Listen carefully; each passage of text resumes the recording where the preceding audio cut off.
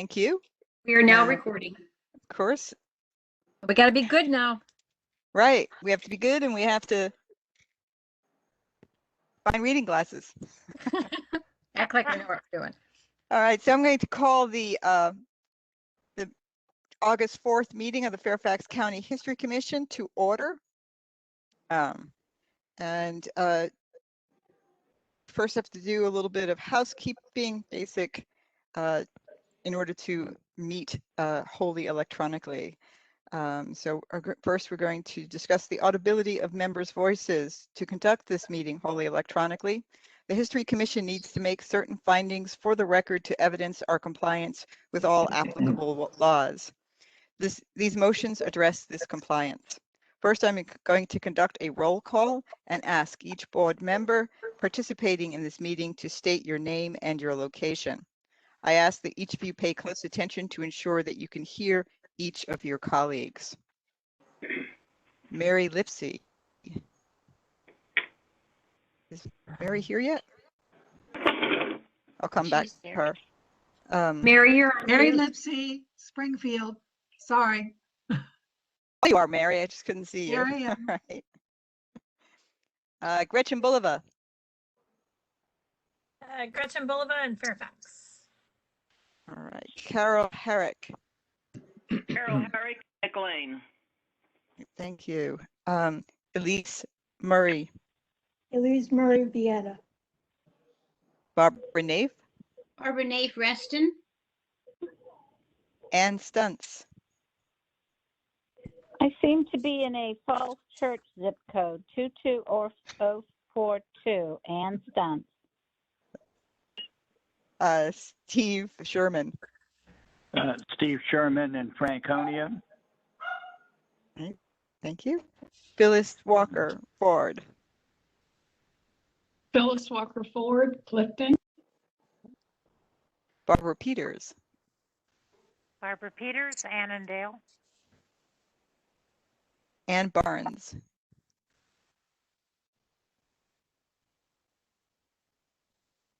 Yeah, you're on mute. I had to unmute. Ann Barnes, Mount Vernon District. Excellent. Sally Lyons. Sally, hi. Lyons, Colchester, Mount Vernon District. Okay. Tammy Manarino. Hi, Tammy Manarino, Mount Vernon. Ah, is that? I didn't recognize you. All right, Sue Kovac Schumann. Kovac Schumann, Providence District, Mantua. Okay. Lynn Garvey Hodge. Lynn Garvey Hodge, Springfield District. All right, Jordan Tannenbaum. Tannenbaum, Fairfax, Springfield District. Esther McCullough. Esther McCullough, and I'm in Summit District. And Robert Beach. Okay. Bob will join us a little bit later. David Meyer is not going to join us. He has another event this evening. Subi Mehdi. Subi Mehdi, McLean. Okay. And I'm going to ask Stephanie, can we just make sure your mic is working properly? Stephanie Langton. Oh, I'm sorry. Yes, I'm here. Okay, great. I just figured you I'd do hear a sound check for the staff as well. Laura, are you here? Sorry about that. That's okay. Laura? Apologies, I'm right here. Okay, sorry. I guess everybody, I don't usually do this to staff. I'm sorry.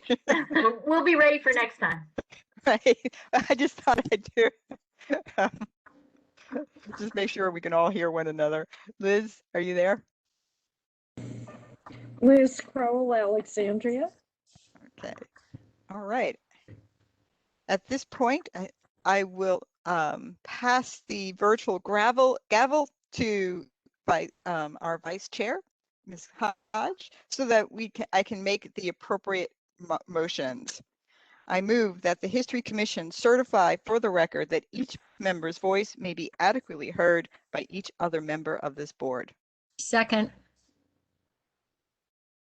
All those in favor? Aye. Aye. Aye. Any nays or abstentions? Okay, motion passes. Second, I move that the History Commission certify that the state of emergency caused by the COVID-19 pandemic is safe for this and the public to physically attend this meeting in person, and the usual procedures cannot be implemented safely or practically. As a result, I further move that the Fairfax County History Commission conduct this meeting electronically through a dedicated video and audio conferencing line, and that the public may access this meeting by calling 1-844 621 7540. Sorry? Cheryl, could you Mhm. repeat the number? You froze. Okay, sorry. It is 179-255-4084. I actually thought there was somebody who was, I thought I had the wrong number there for a minute. So yeah, we need a second on that motion that we meet wholly electronically. Entering code. Enter 179-255-4084. I Second. second, Jordan. All those in favor? Aye. Aye. Aye. Aye. Any abstentions or nays? Motion passes. Okay, finally, I move that the history cert of the mat on its agenda today relates to COVID-19 emergency stuff, are for the continuity in Fairfax County government, and or are statutorily required or necessary to continue operations and the discharge of the History Commission's lawful purposes, duties, and responsibilities. I second. Second, this is Esther. Okay, Esther, thank you. And all those in favor? Aye. Aye. Aye. Aye. Any abstentions or nays? Hearing none, that motion passes. All right. And then you Your can have gavel that back. gavel back to me. Thank There you. you go. Sorry, right. Anne. You're Getting- breaking up. I am? Am I Cheryl. breaking up? Yes, Cheryl Yes. is. Yes. Okay. Maybe some of us should mute. Well, so there are two things that I can suggest, Cheryl, to help you. You could take the screen that you have off the background. That takes up a lot of bandwidth, or you can turn your camera Sure. off entirely. Yeah, That let me- either I one can- might help with your bandwidth. So cameras in. I could also, oops, that's the wrong thing. Okay, I'm just going to turn that stop video for just a little bit and I'll figure that out later on. Is that any better? Yes. In terms of, okay. Yeah. All right. So commissioners are excused. As I mentioned, David Meyer is excused and Anne is actually with us. So thank you, Anne, for managing to join us tonight. I might duck out after a while, but I'm here for now. Thanks. Okay. Do you want to explain why you're calling in remotely? Oh, no. Okay. All right. Thanks for the opportunity. All right. Sorry. All right. And we do have two guests today, who I did not check their connectivity, but Marsha Collins and Daniel White from the Department of Planning and Development. And they are actually first up on our agenda. They are going to do a demonstration of enhanced GIS inventory layer. So we have some new software to play with and explore. So I'm going to turn that over to Marsha and Daniel. So, Daniel, are you going to be presenting? Because I'll make you presenter. Yes, I will. Okay.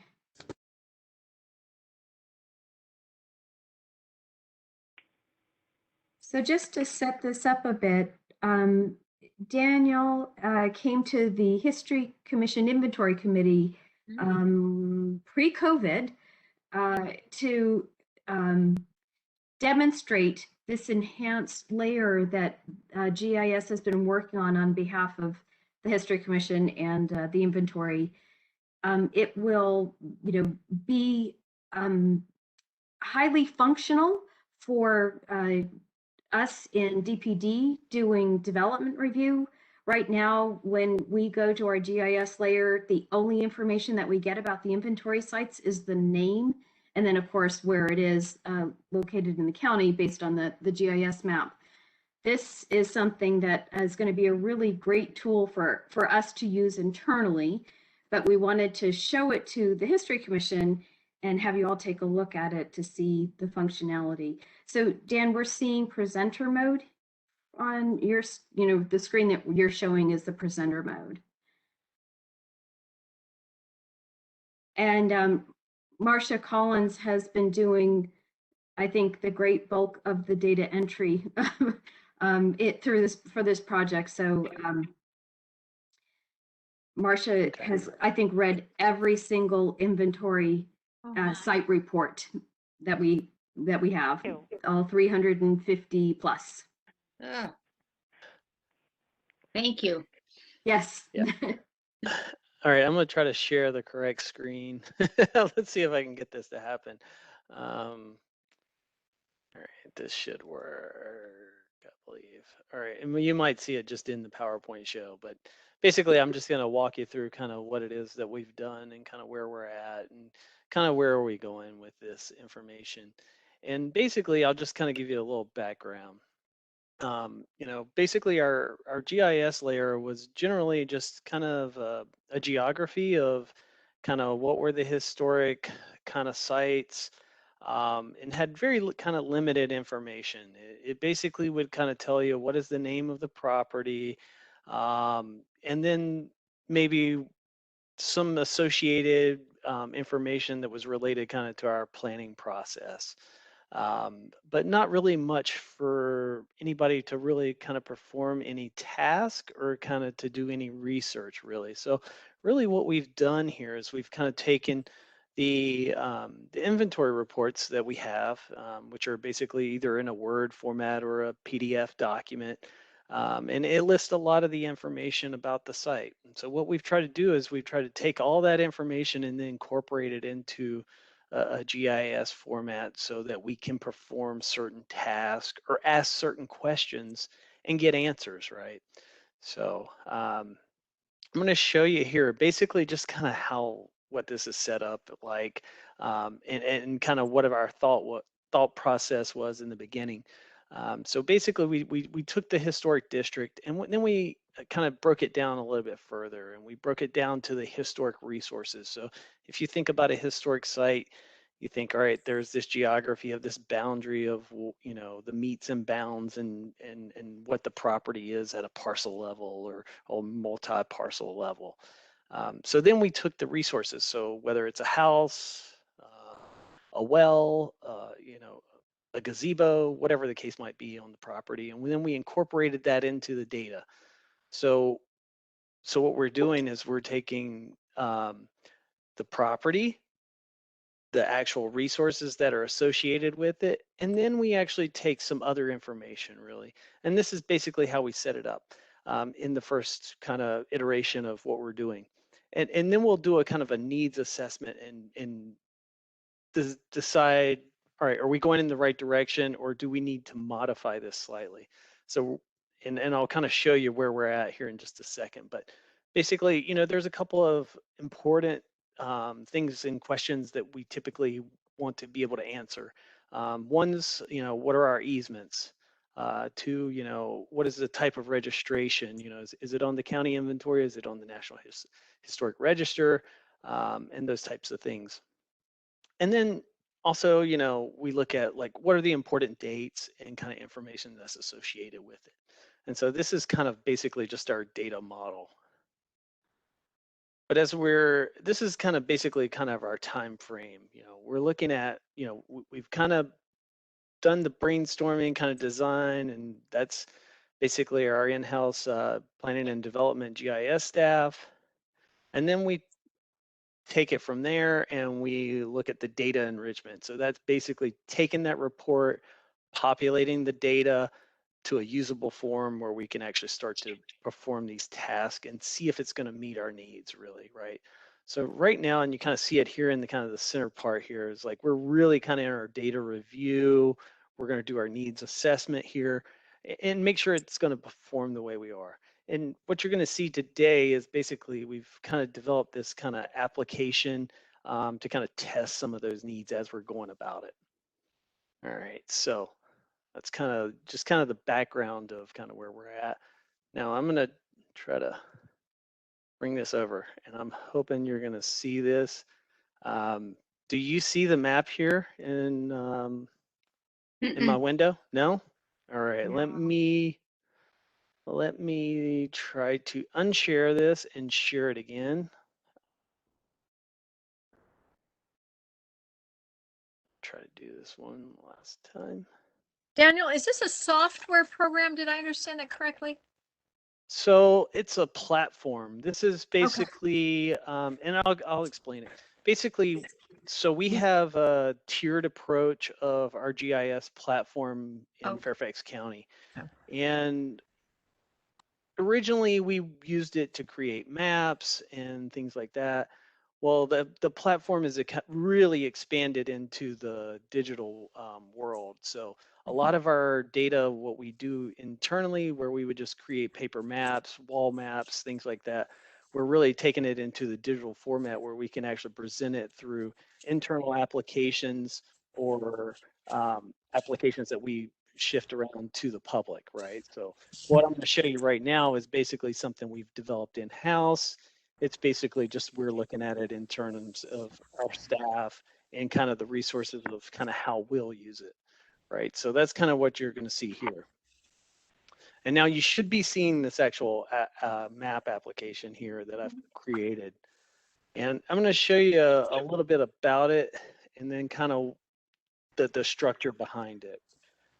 So this is the map. You know, it has search functionality, so you could search for an address. If we supply certain information, we could actually search for the actual property name. Depending on whatever is in the data, we can actually perform search functions on that. So so that alone adds a whole another realm of functionality. All right, I'm going to just zoom in here to one of the properties and kind of show you just kind of generally just kind of how it's set up. So let's take a look here and zoom into this property here. And so you can see there's a couple of different colors and things on here. So just in our map format, I can click here. And this is our what we call our layer list. And typically when we develop applications like this, we'll do a whole information section about how to use the application, you know, what's in the application and how to perform certain tasks and things like that. So what you see here is I've added a couple of different layers to, and I'm going to show you some of the functionality of actually how we can perform things across the different GIS layers. So what you see here is we kind of see the historic resource, right? So here, this green polygon is basically our historic resource. And you can see here, it's the John C. and Margaret K. White Horticultural Park. And then we'll have certain information in it depending on, you know, what we've captured. And it's basically just showing kind of all the kind of nuts and bolts behind the actual application here at this point. But I can actually look through the different pieces of what the actual record are. So I can look at the different layers that are here. So I can see the supervisor district. I can see the planning districts as well. But if I go back, Dan? Yes? What is the definition of a historic resource? So that's to be determined, really. Basically what we're doing, and this really isn't necessarily so much, you know, by policy, it's more of what was captured in the report. So we're basically taking whatever was in the report because we're not the subject matter experts really on this in terms of the GIS staff. We're really kind of taking whatever was in the report, we're trying to capture throughout our process. So if the report names that there's 3 structures on the property, then that's what we're capturing. But I mean, in terms of, I guess it could be an inventory, and particularly getting to the National Register or eligible National Register. So all that information is there. Really, the resources is going to be what is the structures, what are the physical, tangible, items that are disclosed on the report. So it's really a description of the property? Pretty much, yes. Basically, that's kind of what the reports are. They're basically kind of a general survey of the property, right? Mm-hmm. So we can look at this property, and then we can actually look at what the historic. All right, so this one, I'm not sure why that happened. Let me actually just navigate a little bit. I know there's another one that I'm a little more familiar with. I knew that one was a little bit more recent. I'm going to just show the Clerk House here. So we can look at certain information that's related to it. We have some ID numbers here that are really kind of more of our internal processes, things like that. But we have the historic property name. What's the existing use? Was this property delisted? Was it demolished? And so, and then we kind of go into more of the kind of planning aspect of it. Kind of what is the planning section? What is the planning district? And then we'll even capture, a location description that was on the report. And then we'll actually capture in the zoning as well. And then we actually have links back to our reports for our internal uses. But I can sit here and look at the actual resources, and I can see, all right, well, that's the Clerk House. And if I click on that, I get more information. So I can see what is the architectural style, what is the construction date. Don't pay attention to that 7 p.m. That's really arbitrary information at this point. That's actually when we do the data collection on our part. But then we can see the construction notes. All right, so it was built in 1902, approximate. We can look at the condition of the actual property. We can look at the architect, builder, all that information. So that's all with that. This is a lot of the information that we spent the time actually capturing out of the report. And this is going to allow us to really do those functions of the basically either queries or to do the functions to actually answer the questions, right? So can go. I have a question. This is Go ahead. This is totally separate from the historic imagery viewer, although that will still exist to plug an address in and get some of the same information as you're getting here, right? The imagery viewer? Yeah, the historic imagery viewer. You put it Yeah, so that's really more, the historic imagery viewer is really just aerial photography. This is really the data behind it. So you're actually going to be able to pull out more data here rather than just a pretty picture, really. Yeah, although I like pretty pictures a lot.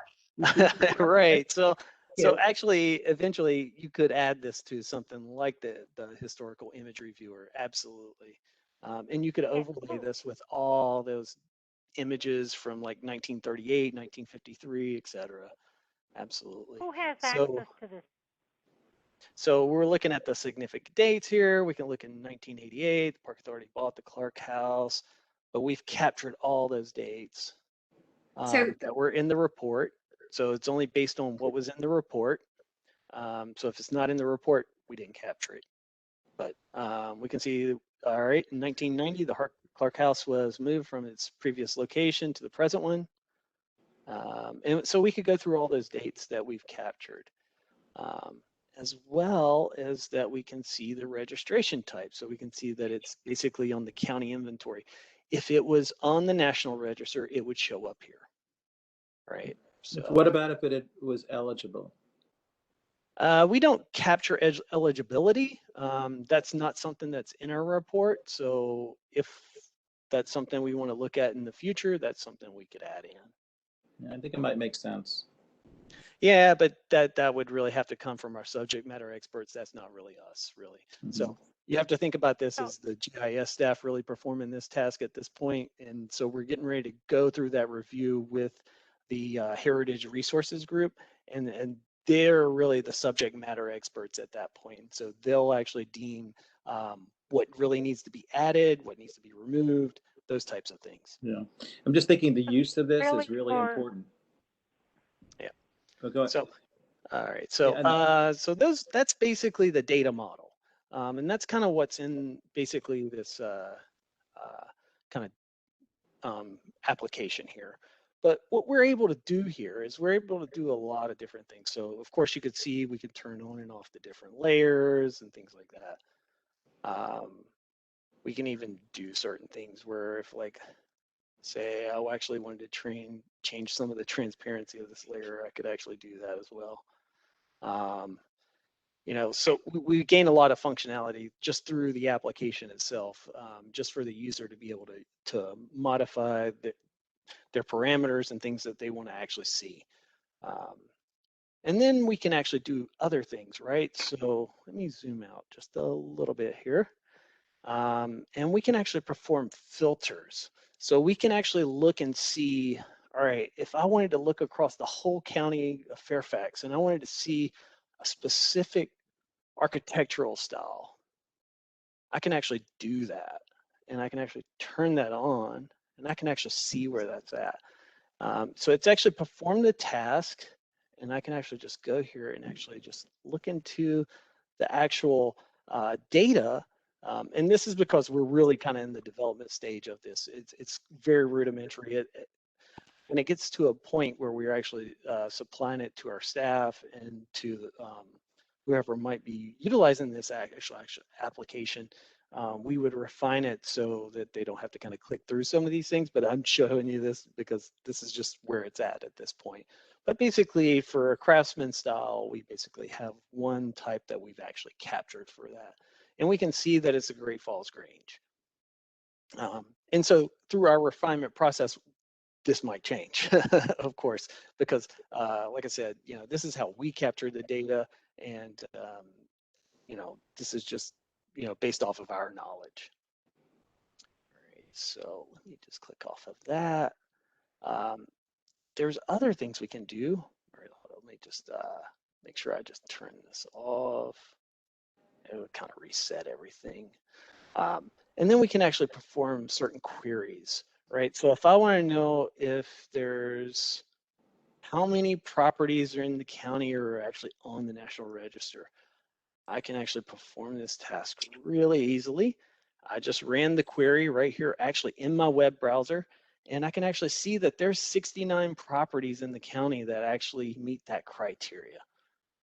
And so I can actually look through each one of these and see what they are.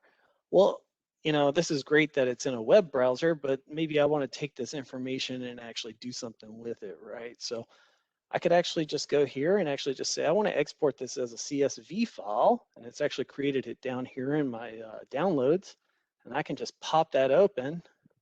Not sure if you can see this. Can you see the? Yeah, we can see it. Yeah, so you can see actually it's just created an Excel document of all the National Register files within our group here. Like I said, this hasn't really been formatted to really be consumed through all of our data, but it's basically performing that task just to answer some questions, right? And we will refine that down to get that. Don't save. All right, so we can refine that down to basically present it in a very useful way. One of the other tasks I'm going to show you really quickly is that we can actually perform tasks. So maybe I want to, and I've set this up in a very specific way. I probably did this in the last 2 or 3 days. And what I'm going to do really quickly, and I'll show you both, but I want to just perform this task against those supervisor districts. So I'm going to perform this task. What I just did was I just turned off the planning district so it wouldn't select that function for me. But what I'm going to do here is I'm going to actually perform a selection. So I'm just going to select one of the supervisor districts. You see them in these kind of pastel colors. So I'm going to just grab Springfield here. And I'm going to select it. and it's actually created the selection and zoomed to that feature for me. And I'm going to say run the report for this function. So what it's going to do is it's actually going to say, all right, well, I know that I've selected the Springfield Supervisor District, and it's going to go look at all our historic inventory and pull all the information that's related within that boundary. So we can actually do that. So we can actually see that there's actually 32 properties on the inventory that are within the Springfield district. And so we can go through and look at all each actually item that's there. I could actually do a little bit more of a functionality is where I actually create a report, right? So this really hasn't been tailored to this function, but it's really kind of a generic function at this point. But I can literally just click the print button and it's going to generate a report of all that information that's in there that's met that query criteria that we're looking at. So we can look at the historic inventory of all these items. And what it will do is, because since we haven't really refined it down to really clean it up for kind of a user consumption, it's just kind of dropping all of our data in there.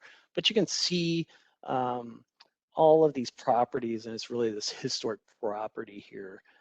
But what's kind of nice about this is it'll list everything. It'll show all the related information that's associated with it. But like I said, it just really hasn't been cleaned up at this point. But it also will actually create a map with that as well. And then you could actually take this and actually just save a copy or print it as well. So, you know, that function alone adds a lot of functionality. So really that's kind of one of the things that we're able to do here.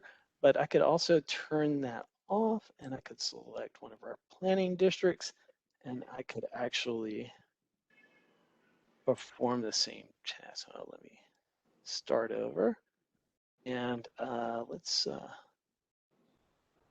see. Let's try something like this. So I could select this planning district. It's created the selection and I can actually run the report against the actual planning district itself. And so it'll show me that within this planning district, I have 34 properties on the historic inventory, and I can see what all of those are. And I could perform the same task as well.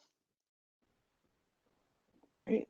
So kind of in a nutshell, that's kind of what we've done so far. Like I said, you know, we're really kind of going to go back and analyze like what we've done, and as well as the Heritage Resources Group will go through and actually perform the quality control on the data and see if there's things that are missing, if there's incomplete information, and then we'll work with them as well on refining the data, creating a usable format where we can really answer those questions and kind of have an easy place to actually answer those questions rather than just looking through paper reports. Daniel, who is going to have access to this? It'll just be an internal? You know, really at our thought at this point, it would be just internal to start with. And what's nice about this platform is that we can take something like this where we have kind of, you know, full functionality internally, and then we can kind of basically dummy it down and present only the information that we want to the public or something like that. So really our idea is that it would be internal at first. We kind of refine it down to make sure it's performing the way we want to. It can answer those questions that, you know, the Heritage Resources Group gets, et cetera, at the county level. And then we could decide what information we really wanted to supply to the public and then present it in that usable form. When do you expect to complete the project and launch it, even if it's internal? Yeah, so the quality control, I'm gonna stop sharing my video real quick. So, and this is gonna kind of depend on the Heritage Resources Group as well. But we're thinking that they'll go through and review this, and depending on kind of their time availability, you know, it could be done within, I don't know, I might let Denise actually answer that one. Thanks, I'm Daniel. not looking for an exact date. I just want to gauge whether 3 months, 6 months, and if we in the History Commission want to piggyback on some of it, at what point could we? Because we too have inventories and stuff like that. At what point could we collaborate? So the inventory that you're looking at is the inventory of historic sites. It is the History Commission's inventory. Okay. The inventory of historic sites intersects with planning and development for land use reviews.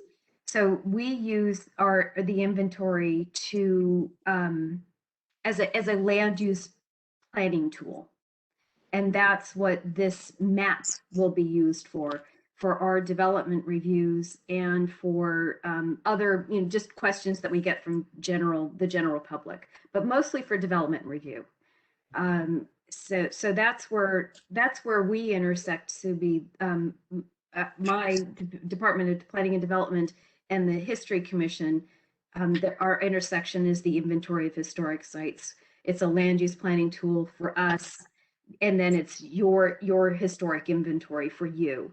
Okay. Yeah.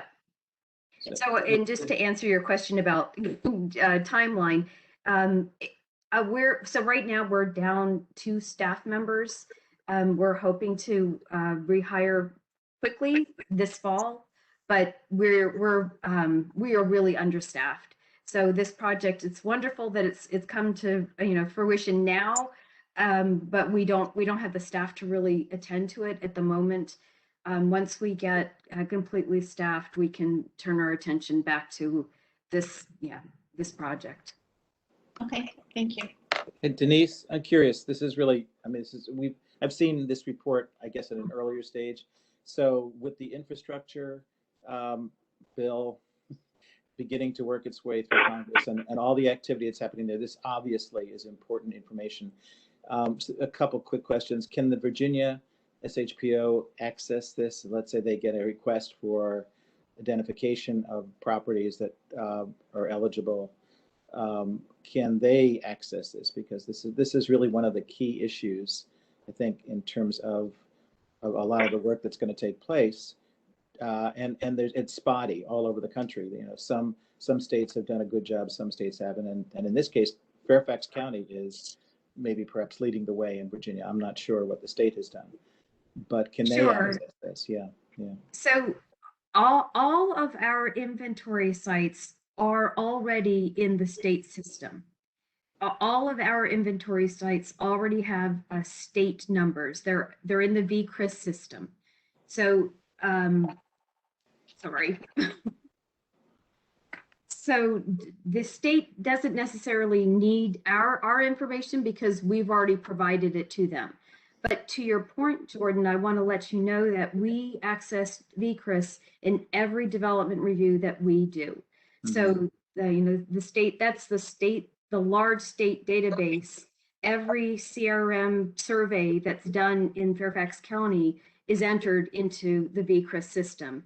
And we use VCRIS for our development review on top of the inventory of historic sites and our historic overlay districts. I guess the question really is, okay, more probably to the point, could an agency like FHWA access this, digitized? Because that's going to be where the rubber meets the road, I think. Mm-hmm. So the federal agency should be using the VCRIS system. And all of the consultants that the federal agencies hire should be using the VCRIS system, and all of our information is in the VCRIS system. Now, it's not as robust. This layer that we're creating has all of the information on it for us. So VCRIS will not have all of that information, but it does have a lot. Okay, great, thank you. I have a question. This is Carol. Sure, Carol. Oh, okay. It's awkwardly worded.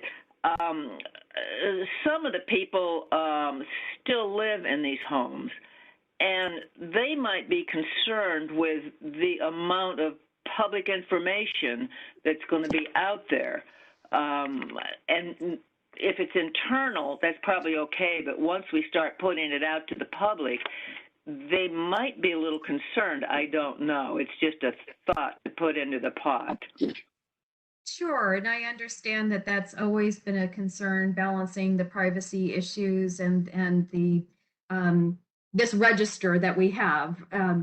But as Daniel said, we are able to, for lack of a better term, we're able to dumb down the layer, the publicly facing layer. Right now, all it is a polygon, which is essentially a blob on a map that gives you the name, and that's it. And if that's the way the History Commission would continue to like to present the inventory, that's perfectly fine. We can continue to do that. But internally, we have this information that we can use. So I think that we'll probably be having future conversations with the inventory committee, and then again with the larger commission as a whole about what, once the data is cleaned up and we've done our QC and all of those things, about what fields we do want to have publicly facing. But thank you for that question. I think that's it is an excellent one and on point for the publicly facing part of it. Thank you.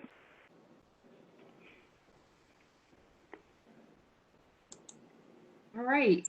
Well, if there are no more questions, I can thank you, Daniel, and thank you, Marcia, very much for all of your work getting this together. I am so happy to have this.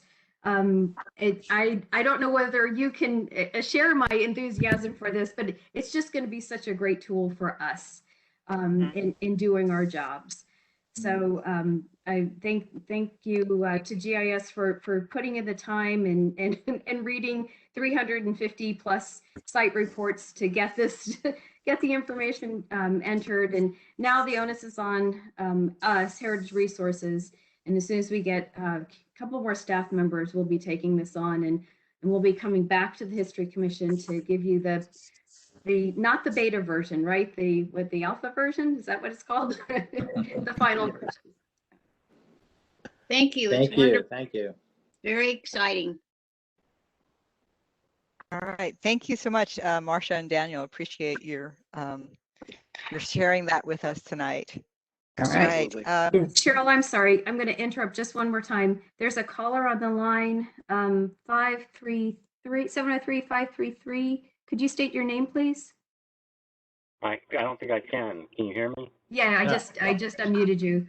That would be Bob Beach. Okay, well, it's Robert Beach. There you go. Yeah. We don't Bob, know. We don't know about Beach. We don't know. Do you have any You don't know questions me. about the GIS stuff before I cut Daniel loose? No, I don't. I was watching. It's kind of strange. I'm on the phone, but I can see your pictures. So I'm logged in at a work computer because I can't get it to work on my home computer. So I don't know. So Barbara Peters is in the same boat. So you're both calling in but watching on your computers. It works. It works. All right. Thank you again, Daniel and Marcia. Have a good evening. You too. Thank you. Yes, and Marcia, thank you. Data entry fun. You're very welcome. Appreciate that, all that work. A lot of work. Yeah. Ask me any question.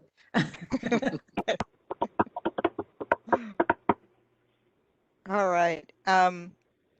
Continue on. I need a motion with regard to accepting the minutes and paying our clerk. I move we accept the minutes and pay our clerk, Elliot Meyer. I second it. All those in favor? Aye. Aye. Any abstentions or nays? Hearing none, motion passes. I'm sorry, I guess I should have asked for discussion in case somebody had, but I figured someone would pipe up. Treasurer's report, Barbara Peters. Hey, we started our monthly period with $46,867.43. We received our fiscal year 2020 2022 contribution from the county of $21,013. I never understand why we pay a service fee and then we get credited a service fee, but we did. So we got $685 for that, and then because the pay period overlaps the actual fiscal year, and almost exactly, I don't again understand. This is one of the oddities for me of fiscal year transitions. So we have revenue of $450 for pay period 13 and benefits of $34.43, and then in our expenses we gave back that exact same amount with a budget adjustment of $671.42, and then additionally the next pay period we paid for the minutes of $450 and the benefits of $34.42. So we now have $66,731.44 in our account. Barbara, this is a little tiny thing, but did Medicare dollars change? Because it looks like they changed by cents. And maybe that happens on every other pay period because I think that we don't have the capacity to do half cents. And so one pay period, the I see. Okay. holding is 43 cents, and the next one it is 42. So that always happens. It bothered me when I started doing this because I kept thinking I was making a mistake, but no, I think that's the problem. Great, thank you.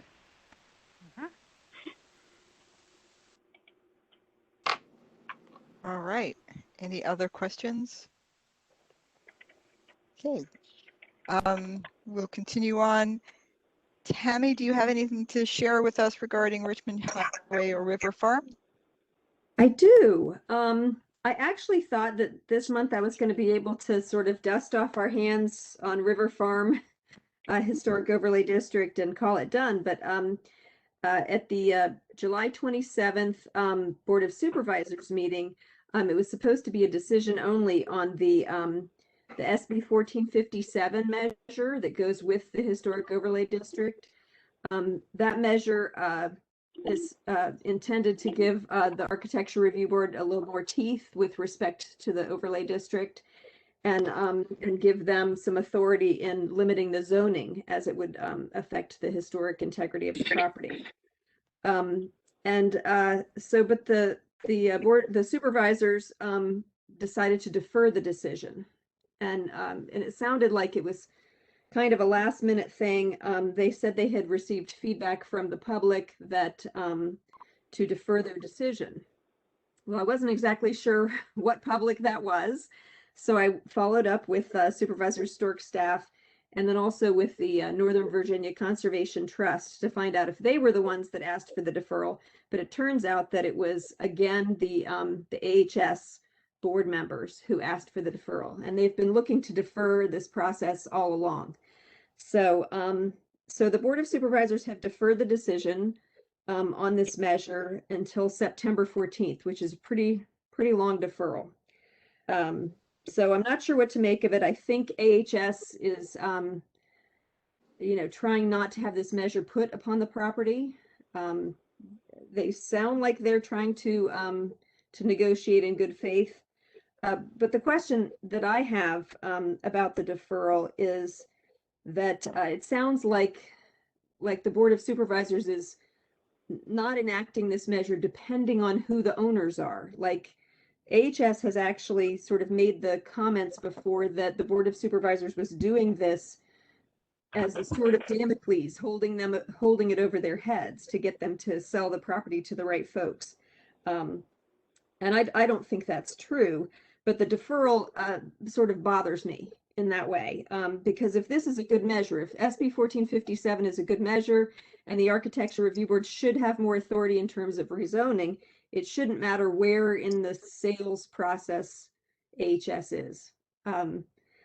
So I'm inclined to recommend that maybe we go back as the History Commission and reiterate our previous statement that we support 1457, that we think that it's appropriate for the Architecture Review Board to have this additional authority to prevent zoning, rezoning of the property and a subdivision of the property.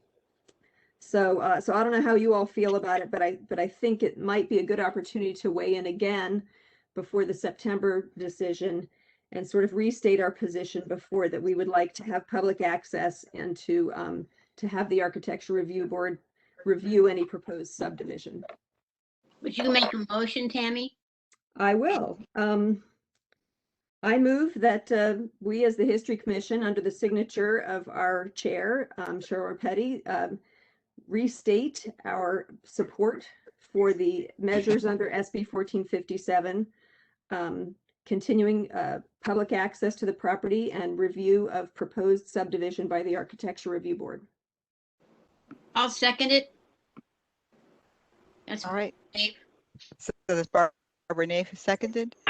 Any discussion? Any further discussion?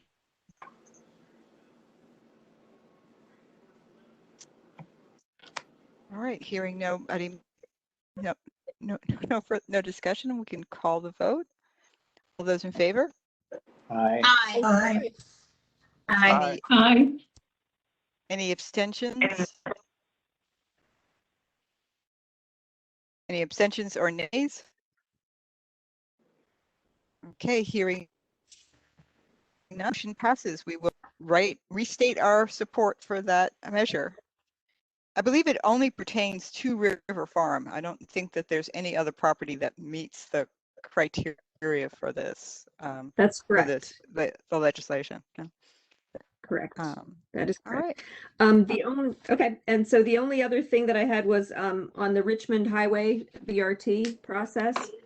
The Board of Supervisors also at that same meeting endorsed the preliminary design plans for the BRT project. They did ask that VDOT and the county staff continue to evaluate a few areas of concern. And some of these are the same as the ones that staff has put forward in the past, and then also that we had written in our letter as well. We were concerned about impacts to woodlawn plantation. We were concerned about the sound walls that particularly affect Gum Springs. So the Board of Supervisors is concerned about those things as well.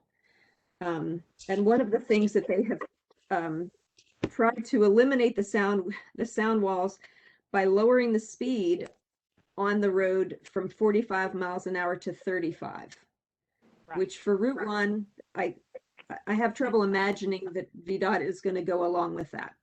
Yeah. So, but that would be a way to eliminate the sound walls. But you know, we'll kind of see how that goes. So that's about where we're at with that. Interesting. All right. Thank you. Yeah. And Denise if you take a look at Denise's report, she also has information about these issues. Sky Chef's building at Dulles Airport. I don't have anything further. Do you, Jordan?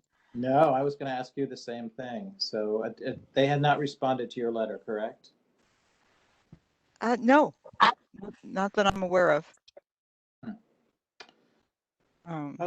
Okay, how long ago that was sent? About a month ago, I imagine. Approximately, yeah. Yeah, might be worthwhile sending a follow-up, and okay. Because I would hate for the consultation process to move forward without us. All right. Yeah. I'm surprised that there wasn't a response. Yeah. Denise, you would have been on that, yes? Or somebody should have been? I I have mean, not received I didn't. anything. Yeah, the county wasn't included in the original. Right. Yeah, so I have not received anything. Okay. Just double checking, make sure it wasn't something that got lost in my email, but I'll search, but I don't, I think I would have noticed if it had come in, but Yeah. okay. Yeah. And you know, if there's a Cheryl, if there's a, Mhm. a phone number to call, that's always a possibility too, I would think. That's a good idea. Yeah. So I'm assuming that on Soapstone, there's been no, well, there is something going on with, am I correct? In markers, is that what's happening now? They've got some markers up there or something? I don't know. Denise, do you have any information about Soapstone? No, actually, I There's no have update, yeah. Yeah, I have no update. I haven't seen anything. I think Jordan may be responding to an exchange that Ann Stunts and I had earlier, Yeah. where Ann asked me about markers. And in my report, I had referenced a public history display giving a traveling library exhibit and something else. I can't remember what the other one as examples. Markers could be an example as well, but since they haven't come back with a draft MOA, we do not know what they're proposing. We gave them several ideas. Right. So And there hasn't been any progress on that. I haven't Go ahead, seen Barbara. any. Yes, I wanted you all to know that I spoke to the director of the Resta Museum because that would be a logical place to have a traveling exhibit. She did not know anything about it. So I said it's something we have, it's a proposal and we know nothing more than that. Just FYI. Okay. Maybe 2 phone calls. Just to stat this. Or the FHWA guy in Richmond is pretty good about responding. We could drop him a little note, just say, could you bring us up to date on what it's been since March when we had our consultation, or somewhere. It's been a while to find out what's the status of preparation for a draft memo of agreement for the consulting parties to review. Okay. Yeah. So Cheryl, if you need, I think it's Mark Holma, and if you need his contact information, I can get that for you. Or Mark Holma is the he's the SHPO, isn't it? Yeah. Yeah. I was thinking the FHWA guy. I forget his it starts with an S. I can't remember. Oh, I'm sorry. Yep. Yeah, that's okay. That's okay. But he would be the one. He should know. As I said, he's pretty good about responding. He may say nothing's going on, which he says a lot, but at least we'd get a response back. Yeah. Okay. All right. We'll search back on those back emails and figure out.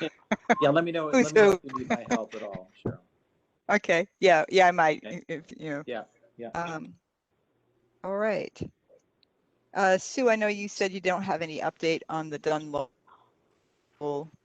I did not. There's not much happening right now, and I'm just trying to get an idea of the planning timeline and how we might work with them. But I'm having everyone say talk to someone else. So for right now, I guess everyone is just too busy with the start of school and figuring out enrollment numbers seriously that they just aren't talking about this yet.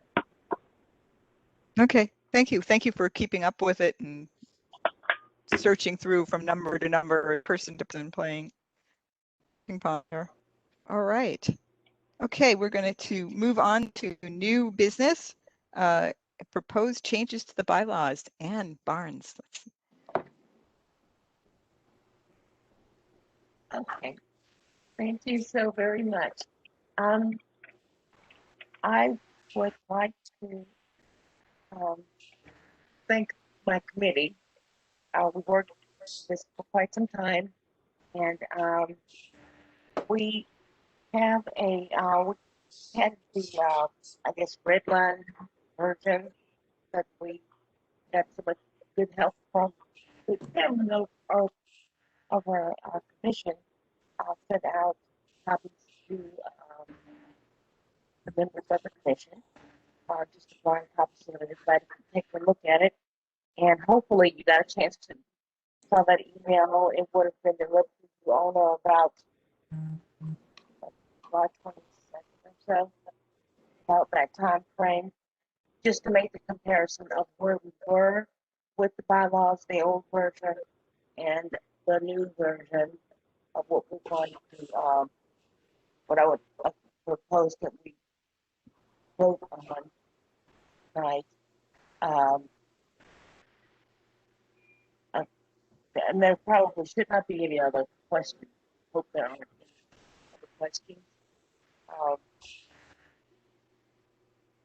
I would like to propose that vote on the bylaws, the updated version.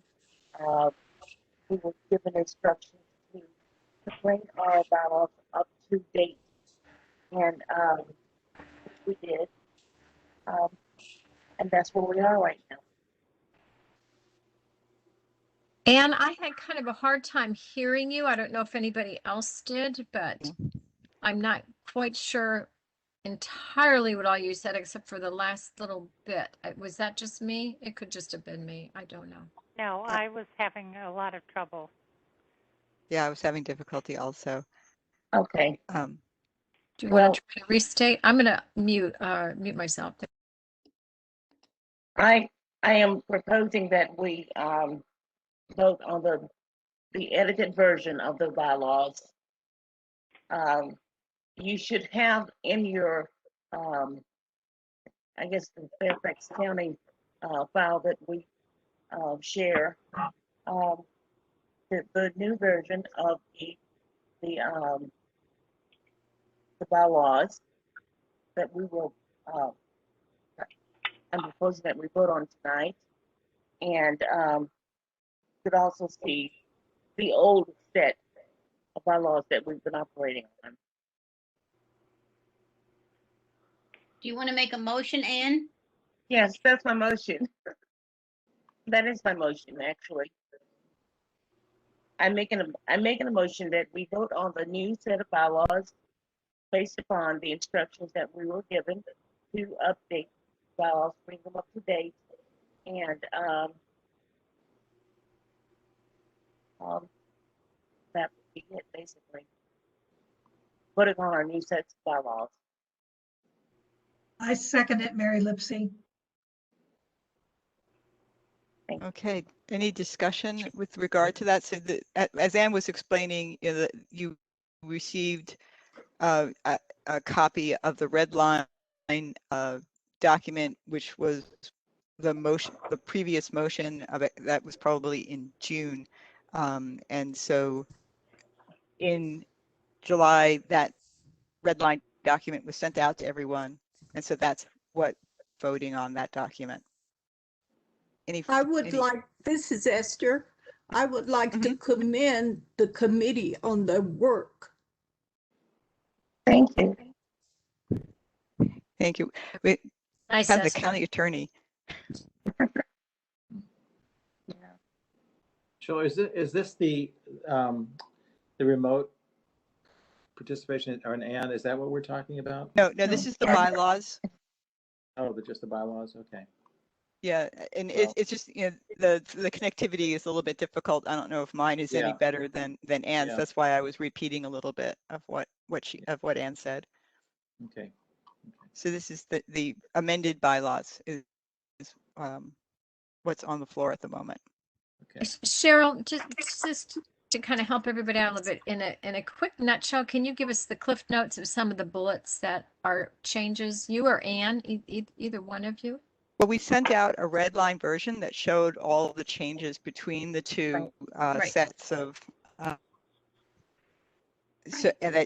that you've been reviewing. Anne, do you have offhand? Can you think of those things? Either Anne Barnes or Anne Stunts. Let me give while I sort of think about it for a second. It's been a while since we've. There are really three things that we focused on. One of them was we added the person from the city of Alexandria to be part of our commission. The other one was, and also two committee members, if you're online, I think I saw everybody online who helped me out with this. The main thing we were doing was, well, there were several main things. I'll just see what I can remember. It's noodling around in my head right now. This is Ann Stunts. We had been given the model bylaws and asked to see if we could conform to that to get, among other things, up-to-date FOIA information and that sort of thing, and make sure we refer to our policies properly. And so that the hardest part was taking the model bylaws, but keeping the essence of what was in our old bylaws for the most part. You know, because we had ways we already had decided to conduct ourselves. So we didn't want the model bylaws to just shake us up completely. So we really, didn't we, Anne? We looked really hard at the old bylaws and the model bylaws and just went through it sentence by sentence to make sure that we still have the same, essentially the same History Commission rules. And then there's a number, you're right, there's a number of things I'm missing, but that was the one of the impetus of it, to just get the whole structure more up to date with more up to date boilerplate. So can I ask a question? I'm sorry. A little hard to follow the discussion. So we're now looking at the section that talks about members. Is that? So it's not Yeah. the bylaws. So as Anne was just describing, there were two things. We initiated a bylaw change some time back because of a recommendation from the budget, I believe, Elise, suggesting that we drop out one of the there was a committee that Elise suggested really shouldn't be a committee. It's go ahead, Elise. I'll jump in. By the way, my camera's decided not to work. We decided to change the audit committee to the financial review committee and to make all of the officers except for the treasurer be eligible for serving on that committee. That's it. And that was what precipitated all of this. Oh. So, and then the staff went through and updated it to their vision of what bylaws should be. So the changes are extensive and throughout. Okay, right. So one of the it's not a popular position, to be sure, and I don't know that this is the right time to bring it up, but one of the things I've been concerned about is term limits, and we haven't talked about that, but I think it is an issue that I wish us to look at. And is this the time to have that discussion, or is this not the time to have that discussion? No. I think that would be like a separate issue. Don't we already have term limits? What's that? We already have term limits. Yeah, I meant let's say renewal of terms. In other words, some organizations have a section which says that you can be renewed twice or three times for a 3-year term, and then that's it. And so I'm thinking, I think that's an important issue for us to deal with. Again, Jordan, please read it and find the language, which I don't recall exactly where it is, but it's there already. Yeah, at least. Yeah. So there are term limits. Sorry. I'm sorry, Sue. There are 3-year terms, but it's under regular members, I think. There shall be 21 regular members have the power to vote and who shall be appointed by the board for 3-year terms. There could be an addition here, since we're looking at amending the bylaws, that could say, however, a member can only be renewed twice. Well, I don't think that's up to us. I No, think that's the Board of Supervisors that makes that determination. exactly, Esther. And it's based on They the appoint us. district, on the supervisor, on the person. Right. It's not an across the board re-signing up. We are evaluated each time. And we serve at the pleasure of the supervisors, and that's not what this is about. If you all had read all of this, the bylaws came out, and with all the changes and everything after the last meeting, we asked to have them with the red line showing, and all that has come to us. And I, for one, think it's fine. I thank those of you that worked on it, and I think we should pass it and move on. But Madam Chair, if Yes. the majority of us have not read it and are not familiar with it, should we delay the vote? Yes. Well, how long does everyone need? Pardon me, I'm not being very diplomatic here, but you know, we asked and it was sent out, and we've had, it was before the package. It came out by itself. Then it came again. So It came before.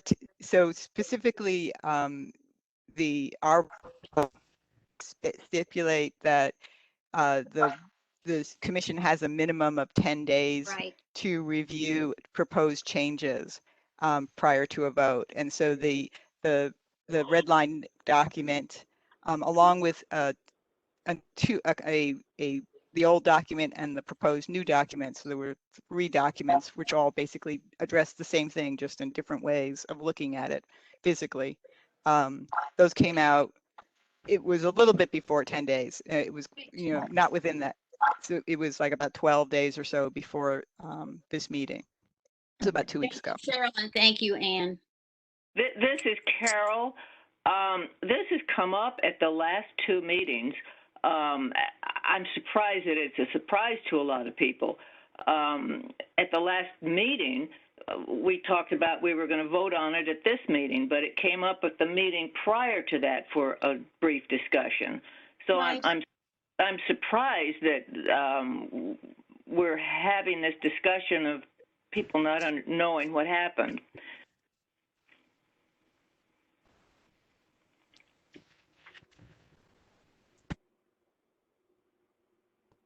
Well, we have a motion. It's been seconded. Right. So I could call. I'm just going to call the question. I mean, I'm sorry. It's hard. We're all busy. And those of you that are still working professionally, not voluntarily, are overwhelmed, but we need to move forward. So if you want to vote it down, do, but I call the question. Yeah. All right. All those in favor? Aye. Aye. Aye. Aye. Aye. Any abstentions? Any opposition? Hearing none, the motion passes. And certainly the issues that Jordan brought, can be discussed. But I think in terms of just, this was delayed actually already. It was supposed to come to a vote last month, and we've been trying to get it on the books. I'm fine and with we that, want too. to. Yeah. There are things. Yeah. Sure. One of the other things that this includes, I forgot to think about it, or prepare for this in advance, but is also it includes references to our policies. So in here, is language that says, for things like Section 106 refer to our policies. So that's another element, I believe, that's in there. If I'm remembering correctly. So I'm sorry, I did not refresh my memory just before the meeting. Being one of those people who still works, and it's a little bit overwhelmed. All right. On to the next agenda item. Remote participation policy. So very recently, the Virginia Code was amended, and remote participation of members of public boards and commissions. And so this was, state legislation changed. And as a response, the county attorney came up with a remote participation for boards and commissions, a revised version of it. And specifically, this has expanded the ability of people to participate remotely. So once we move to in-person meetings, individuals can elect to continue to participate remotely, and that's also in our bylaws. And so they at the policy that we have existing has restrictions as to it's only if you have health issues, and only if and if you have personal problems, your car breaks down, that is restricted to like only twice a year. Now that's been expanded, so your personal issue, 25% of the commission's meetings. And now, in addition to your own personal health issues, you can participate remotely if you have a family member who requires your care. And health reasons, both for yourself and for family members, have an unlimited number of remote participations possible. So I'm going to hand the gavel over to my vice chair so I can be heard to make a motion. I move that the History Commission's, oh, sorry, Lynn, did you grab that gavel? I did. I got it. Okay. I move that the History Commission's existing policy on participating remotely at meetings through electronic means be amended to be consistent with recent changes to the Virginia Code.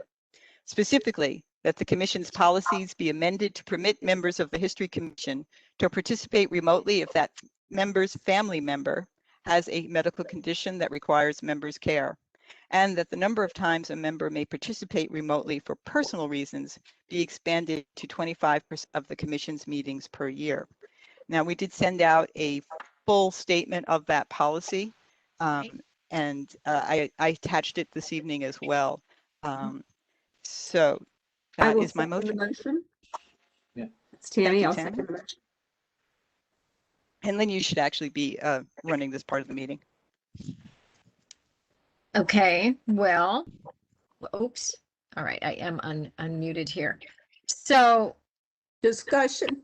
Yeah. Yeah, because I would like to say that I know we're just going to match the state, but for my particular situation, this is extremely welcome. Right. I can imagine. I can imagine. Mine too. Yeah. How exactly would the people who are participating remotely be a part of the in-person meeting? I mean, how would that be managed? It would have to be a hybrid meeting. Right. Yeah. We've done this before with other organizations. So Denise would still have to be managing the remote participation? So Barbara, we haven't really worked that out, but one thing that Denise was thinking was just, it could be a conference call. It doesn't have to be through WebEx. I see. Okay. Mm-hmm. So I have a question. So in other words, if you're on business travel, that would not qualify? Business travel would be one of your personal exemptions. And now instead of only having 2 meetings that you could go away for business on, you could have up to, I did the math. Right. I forget what 25% of our meetings are. I guess 3. 3 or 4. Yes. Yeah. It would be 4 for the regular commission meetings, but then also committee meetings would count too. So, and again, just for clarification, what happens if you don't, if you go to 4 or 5, let's say, I mean, what happens if you get fired? There's your time limit. Well, those bylaws just passed and that's in there. So yeah, if you're not participating. No, seriously, the supervisors are responsible to know whether you're participating at a level that enhances the ongoing business of the commission. Right. So, but how would they know since they don't really track this thing? We do attendance, and that is in the meeting minutes. That's true. And the And the meeting is, minutes go to the board. Yeah. More specifically, Jordan. So if you had a personal, so this isn't about participating or not participating. It's about participating remotely. right. And once if you used up all of your personal remote participation chips, and you still had to be away for business, say, you would be absent. So it would just count as just like it is now. Thank Yeah. you. Excused absence. Yeah. Okay. Yeah. I understand. Thank you. Yeah, and there isn't any formal specific limitation on excused absences. There's nothing, no If statement you that I'm fail aware of. to come to meetings, several meetings in a row, there is a penalty. 3. Yeah, there's I thought it was 3 from the last time we did the bylaws, long time ago. Great. Thank you. So Cheryl and Denise, let me ask you, do you see, and this may be one of those what if questions that nobody has an answer for right now. We're obviously still struggling with the whole health issue and possible CDC changes. Is this, obviously this is different than that. And yet, if there is a CDC finding that it would behoove us to be meeting remotely, what happens then to this decision, if anything? Because it seems like it could make, I think all of us have met remotely now for long past our quota.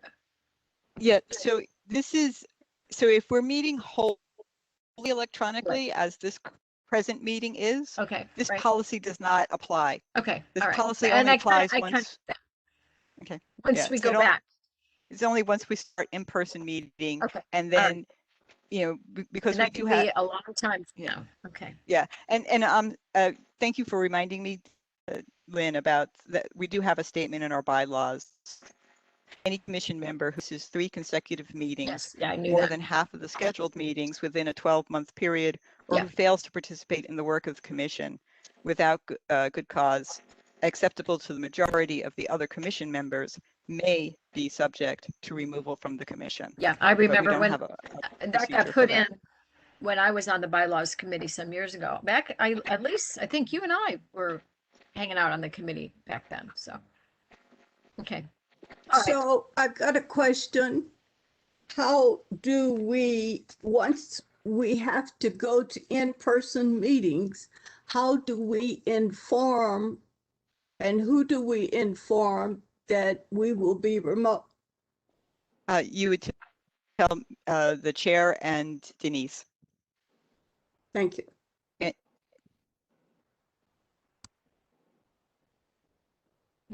Any more discussion?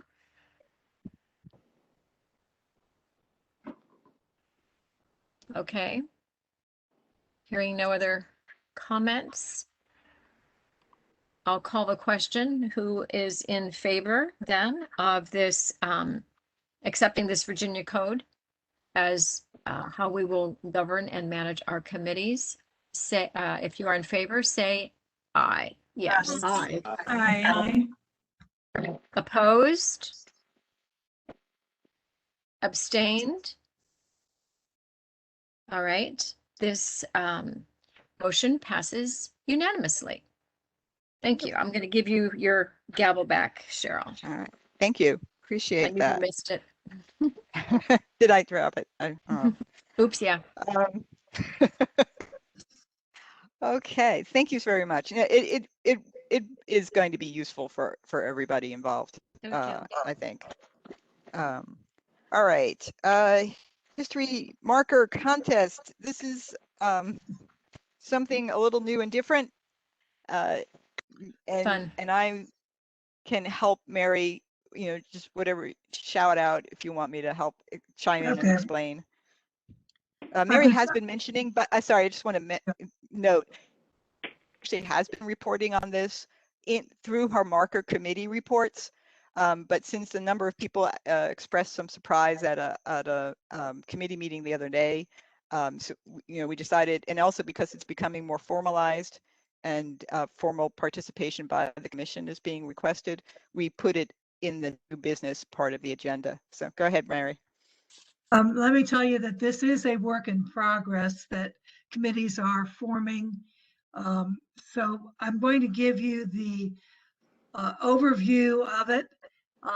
This will be a historical marker contest for all students of all ages in the entire county. It is not restricted to just public schools. Again, this may wash out and get changed along the way, but this is the goal. Students will research and write a text for a marker with the African American focus. Again, the type of marker is under discussion. There have been suggestions to allow a choice between the History Commission marker and the Wayside markers. There will be a committee who will be working on this and making up some decisions on that. The goal is to install one marker for each district in this coming year. Supervisor Palachek's office has arranged for a budget line for the coming budget to pay for markers. They will have a voting committee that will decide what are the winners. I requested that history commissioners not be involved in the actual voting. So it's Fairfax County Public School representatives and other county departments like Neighborhood Community Services, the One Fairfax, etc. The contest is to start in January 2022. The voting committee will select winners based on History Commission marker standards. They hope to announce the winners in June of 2022 with the installation and dedication of markers to follow. So are there any questions before I go on and explain a little bit more? I have a question, Carol. Yes. If the history commissioners are not involved, how do we oversee accuracy?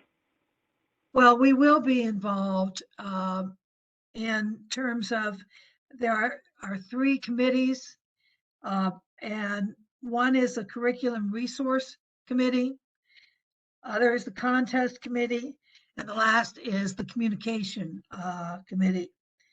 And we have been asked specifically to provide 2 members from the History Commission to be on the Curriculum Resource Committee and also on the Contest Committee. And I was asked to serve on the curriculum, and I'm volunteering to be on the Contest Committee. So each one of these are still, again, in work in progress. The curriculum is outlining the types of activities, et cetera, to encourage the kids with the research and also provide a list of resources for teachers and students. I'd already started working on that for AAHI, so I provided them 30 pages of resources last week that should help with the process. So that's basically what the curriculum resource committee does. The contest committee is going to be the heavy loader here. They're the ones who can outline the bounds of the contest, manage the voting committee, establish a website or other medium for submission of the nominations, establish a timeline for the contest, a plan for the dedication of the markers, and figure out what we do with this next with this project. Now, within that, when they're talking about this contest, that is where we would be talking about what standards do all the contestants have to meet in order to do that. There'll be representatives from curriculum specialists, from neighborhood community representatives, Supervisor Palachek's office, the chairman's office, et cetera, et cetera. So does that answer your question, Carol? Yes and no. So they're going to supply the money, or Yes. it's coming out of our budget? No, it comes from it has already been put into the budget for this coming year. I mean, what does this do? For instance, let's say I want a marker for Timbuktu. Well, if there's, then we'll have maybe 2 markers going up. Well, we're at odds with one another, I guess. Oh, you're saying as you as a history commissioner wants a marker and somebody else has the same idea? Is that what you're saying? Yeah, but we might have 2 different markers. I mean, what if I want to mark, I don't know, the White House on Greenway Street or something, and somebody else wants to do the Pink House on Emerson Street? Well, I'm sorry, yeah. Their focus is on people, African Americans. Okay, we're gonna have a lot. We're gonna have a lot of signs around. Okay. Yeah. But again, this is still in flux and still hasn't been anything put in concrete yet. Mary, give us some background on how we got this project. It was announced by Supervisor Palachek at the hearing when they were talking about removing the John Quincy marker. That was the first motion that was made. And when that passed, the second motion was from Supervisor Palachek that she was going to make a motion that they county sponsor a historical marker contest with the support of the History Commission. I realize that we serve our supervisors, but the lack of consultation with us before these kinds of projects are announced, I mean, you're talking about a huge commitment. And Mary and I talked earlier today of weekly meetings in preparation for this contest. I don't know, who's willing to give that kind of time, because that's above and beyond the committees that we serve on. I also asked because I wanted to make it clear as to when these meetings would be held and would they be virtually. The question was, yes, they would be virtually. And I explained that our meetings are usually in the evening. And they said they would be virtually and they would be during the daytime, because 90% of the people involved are Fairfax County staff members. Or I might even say 95% is my impression. Yeah, I think there was some attempt to potentially have them later in the afternoon, an occasional, but Mary's correct, generally more staff. Go ahead, Barbara, I'm sorry. I just was going to offer an observation is that I'm not sure that the people that are involved with this, Supervisors County, understands exactly, realizes that we're a volunteer group, and also that, we can do what we can, but this is, I'm not sure that they, first of all, it's not a competition with our own marker program, correct? Correct. Okay, so as far as Carol's question, we could, we continue with our own marker program. I have a lot of concerns, and since it's coming out of a supervisor's office, I'm not sure how many of them can be addressed. So one of the things that, I'm sorry, Barbara, I don't mean to interrupt, but that's just to right. I'm articulating. You're articulating a concern that I think many of us share, and I actually, Phyllis was also participating, invited to participate in this process. the African American History Inventory Committee sort of wound up participating in this process much to their surprise. I mean, it dovetails nicely, but we had, the committee had to adjust their timeline in order to be able to try to accommodate with this marker. And I did express to Supervisor Palchik that we do not have staff, and it is not merely a matter of adjusting our timetables and our priorities in terms of our regular workday, that this is not something that we can easily do, and asked her if they would be willing to potentially provide us with staff support for this. And she did not say no. She said, let's discuss it offline. So I have to follow up with her on that. But I think the other thing is that in terms of the committee members participating, particularly on that contest committee, we just try and look at formulating this in such a way that it minimizes the demands on us. And, in terms even of they're looking for 2 committee members, history commissioners to be on the committees, but it doesn't necessarily mean that it has to just be and myself, say. It could be 4 or 5 of us taking turns attending these meetings and just consulting offline, so that we kind of spread that around a little bit more. That we just can't all be together at a single meeting. I'm concerned with the accuracy of the whole thing. We're not going to get accurate markers out of this project, and I think that's what's bothering me.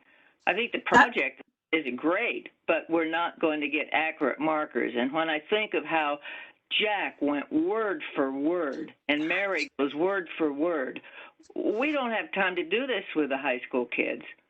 Well, Carol, well, it's not 9 a year. Carol, I have been saying this all along, and that I would prefer that they would go for wayside markers that we could just review, the text with them. But we still get inaccuracy. It's a lot of work. It is a lot of work, yes. Up a wayside marker and it's inaccurate. But it's not a history. If you look at it visually, that people would realize it's not going to have a history commission mark on it. You know what I'm saying?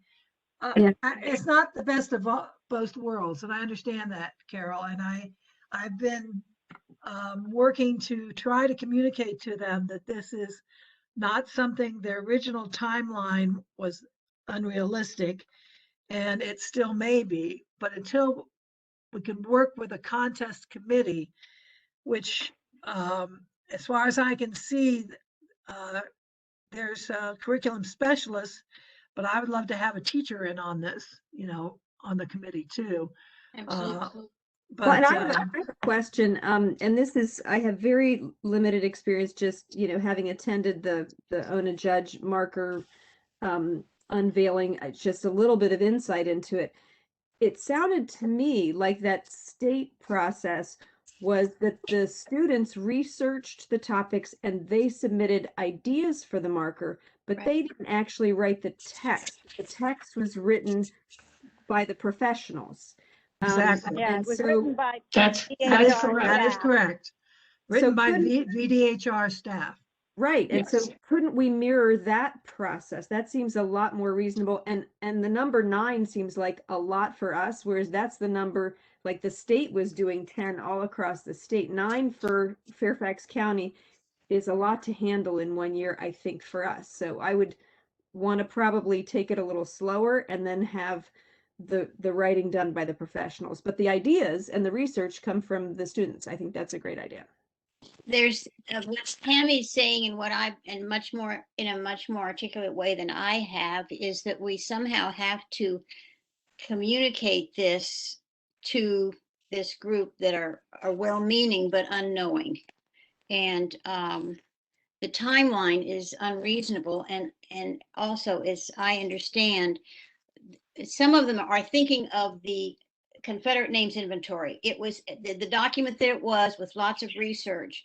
That's not what we're doing. The AAHI is an initial effort to make a listing of things.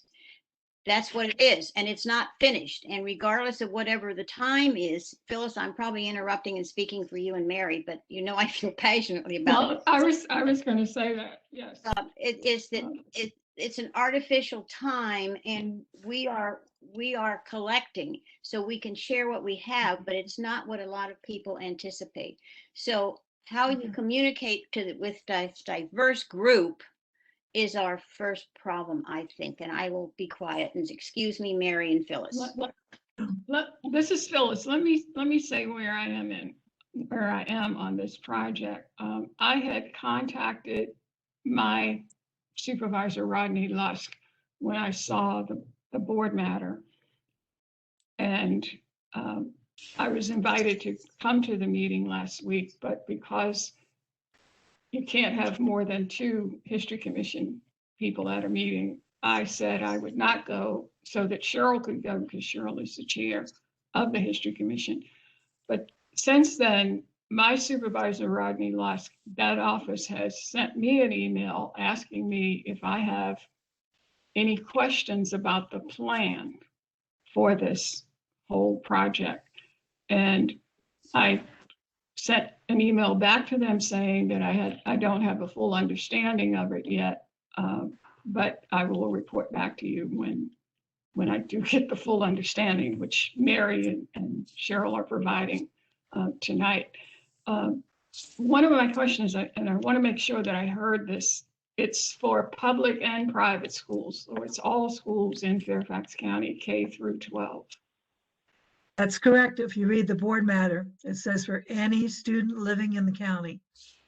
Okay. Yeah. And how that would also would pan out in a contest. There are 198 schools in Fairfax County. Yes.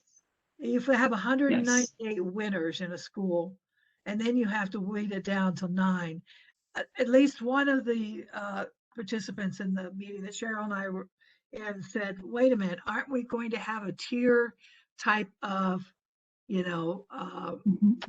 school-based winners, and then maybe a smaller base, and then work up to get to 9? And that didn't really go anywhere. I think it ended up in REA's, draft, as somebody mentioned that, but I'm very concerned on, we want a quality contest, but we also don't want to put kids in a position that they can't follow through, and enjoy it, etc.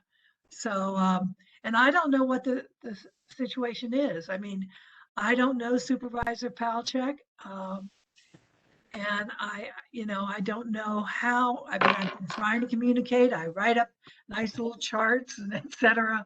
I'm kind of well, my supervisor has said to me that once I hear what's brought out tonight, I should come back to him tomorrow with my concerns, and he will contact Supervisor Palachuk.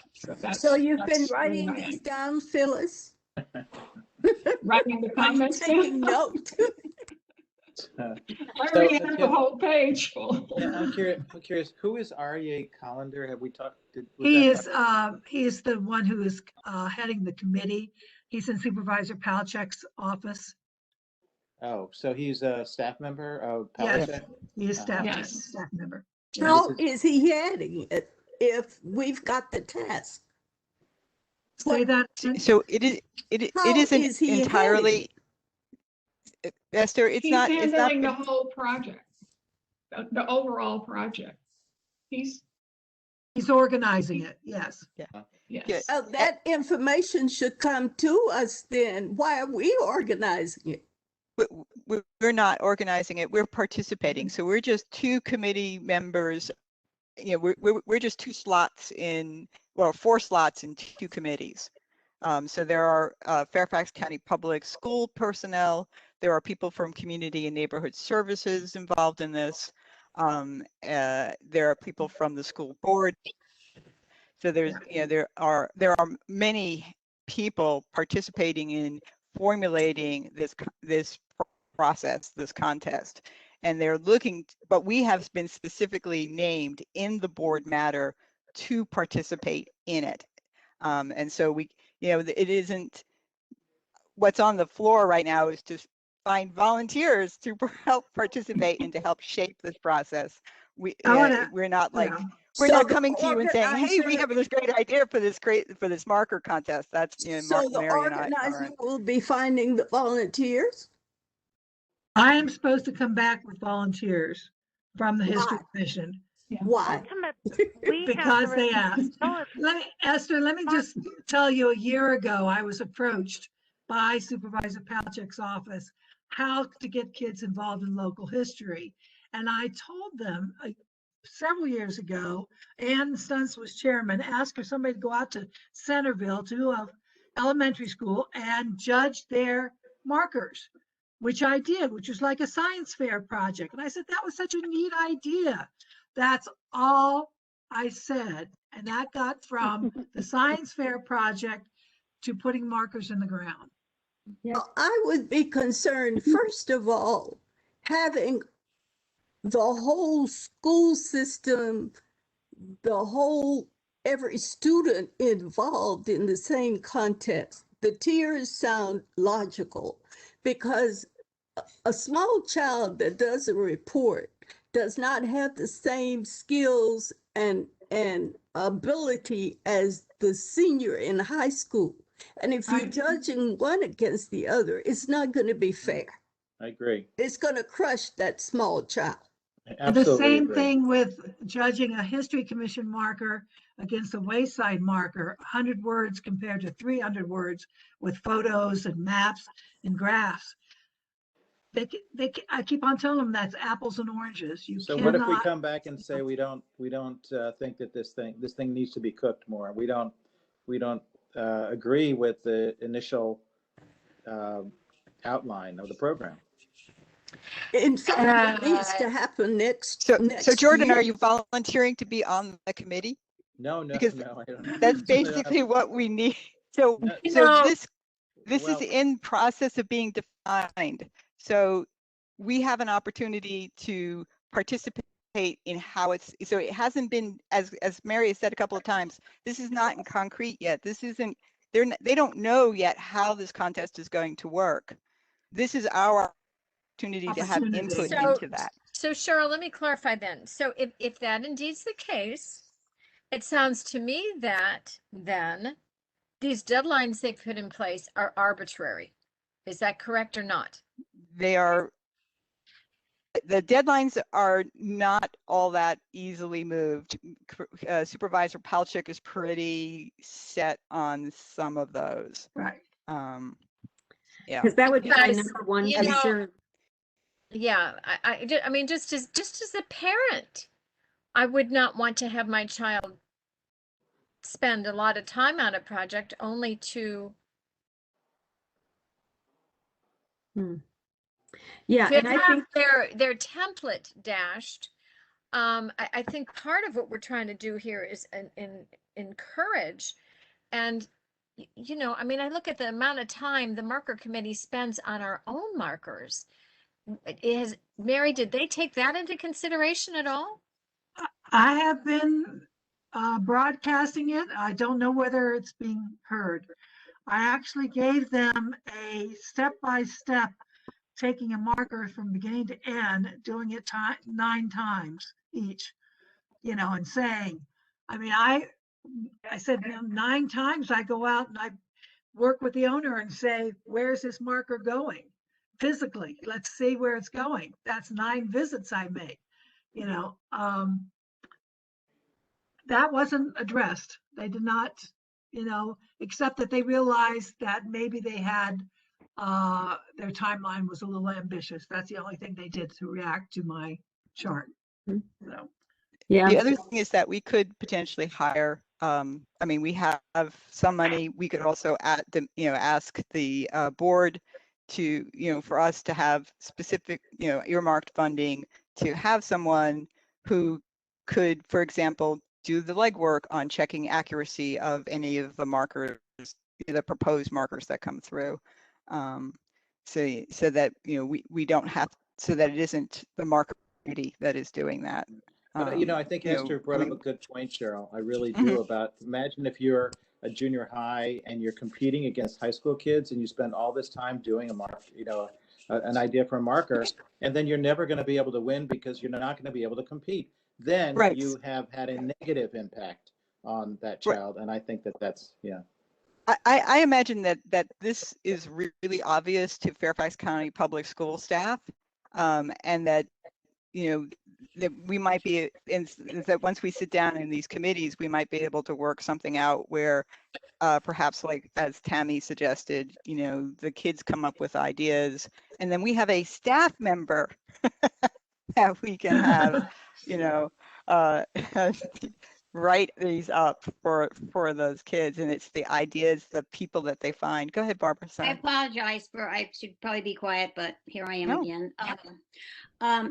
I had a grandchild in Alexandria Public Schools, and this is an interesting way because all of the school, I realize it's small, this was a poetry contest, and each school submitted, the children submitted, and within the school, they selected a one from each grade, and then it was the school's responsibility to pick an overall winner from that school. They went to the big full Alexandria City, therefore they'd already been gleaned out. And then they were separated by elementary school, middle school, high school. It was all very logical. And so that's how it did. And all the children, and within the school, you would have a 3rd grade, 4th grade, 5th grade winners. They didn't do it before 3rd grade. And then out of those, there was very well. And so it's something to think about. And I'm just really echoing what Jordan said and what Tammy said, is that somehow if we're having kindergartners who can draw pictures and write simple sentences, and you're having seniors at TJ, you've got some issues here. So these are so blatant, so obvious that somebody needs to communicate that. So has any let me before I forget, another issue that we just throw into the pot with all these myriad issues is, coming from Vienna alone, you're going to get dozens of Louise Archer proposals. And I don't know, I can't begin to think how we're going to deal with that sort of thing. Maybe we don't have to deal with it, but it has to be dealt with. And it's another one of those potentially demoralizing things when, there's, there ought to be a marker for Louise Archer, but who gets to win if there's dozens? Because she's such a remarkable and worthy person. So that's just one more complication for us all. And let me just check back in with Mary about something. Has the school board weighed in on this at all? Because it seems like this is kind of like their turf. Well, the Fairfax County Public Schools are completely involved with it, with their curriculum specialists and all that, yes. But whether the school board, no, I have no idea about the school board. There was a school board member at the meeting, Mary. Oh, okay. Okay, so there is crossover. I don't want to be doing something they have no cross-pollination and then awkwardness because of that. Right. Yeah, I think it was for Palchik's Carl Frisch. district. Yeah, Carl Frisch was there. How many schools people are involved now? Isn't it about 40? I mean, that's huge. It's hard to tell when we're at the meeting because there's a lot of people. The email goes out to a lot of them. I don't know whether this would be something that if Cheryl and I could go and talk to Supervisor Palchik before this gets down the road. I've just been the lone wolf and getting lost in the woods.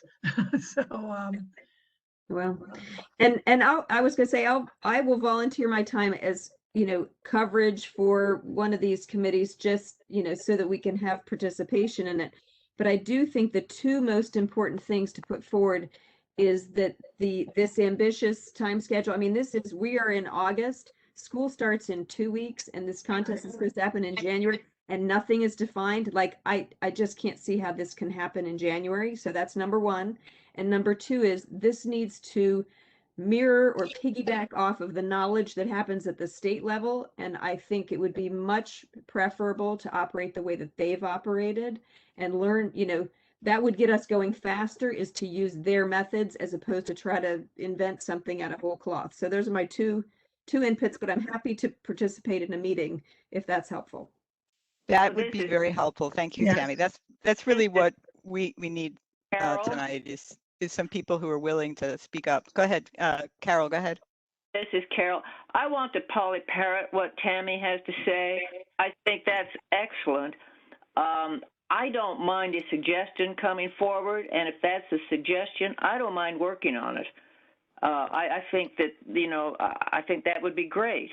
So I like that idea.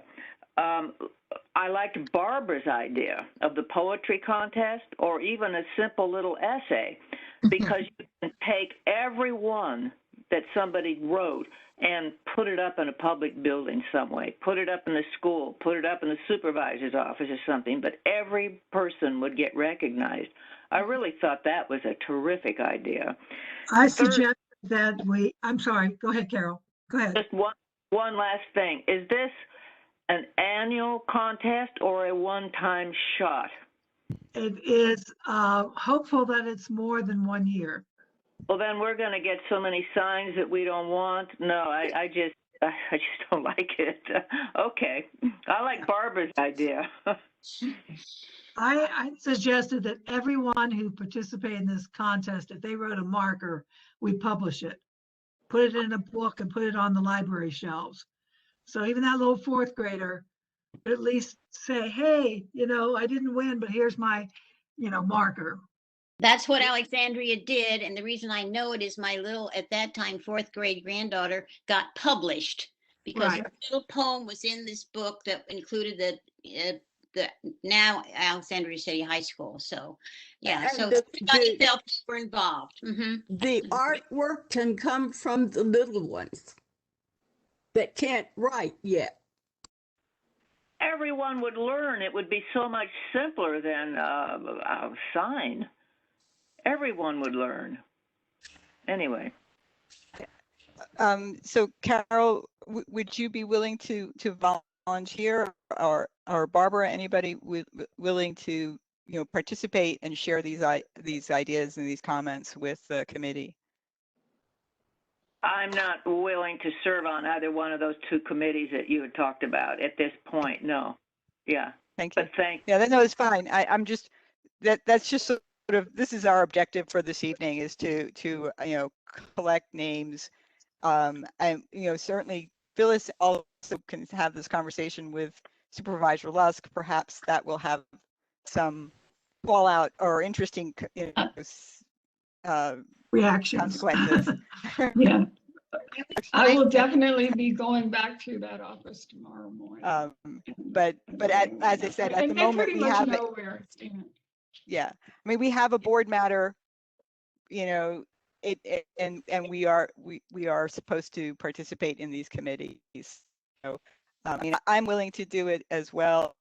Mary here, we've got Tammy. Is there anybody else who wishes to? And as I said, we're looking for a maximum of, well, 2, but we can actually go beyond 4, just as long as we don't all show up at the same meeting at the same time. So we can sort of divide the labor of attending these meetings among more than 4 people as well. Well, I would be part of your stable of people, but I simply cannot get on to another committee right now. I can't. Yeah, I'll be part of a stable also, but I agree with Barbara. I can't do another committee. Okay. Tammy, do you have a preference of which one you would like to be on?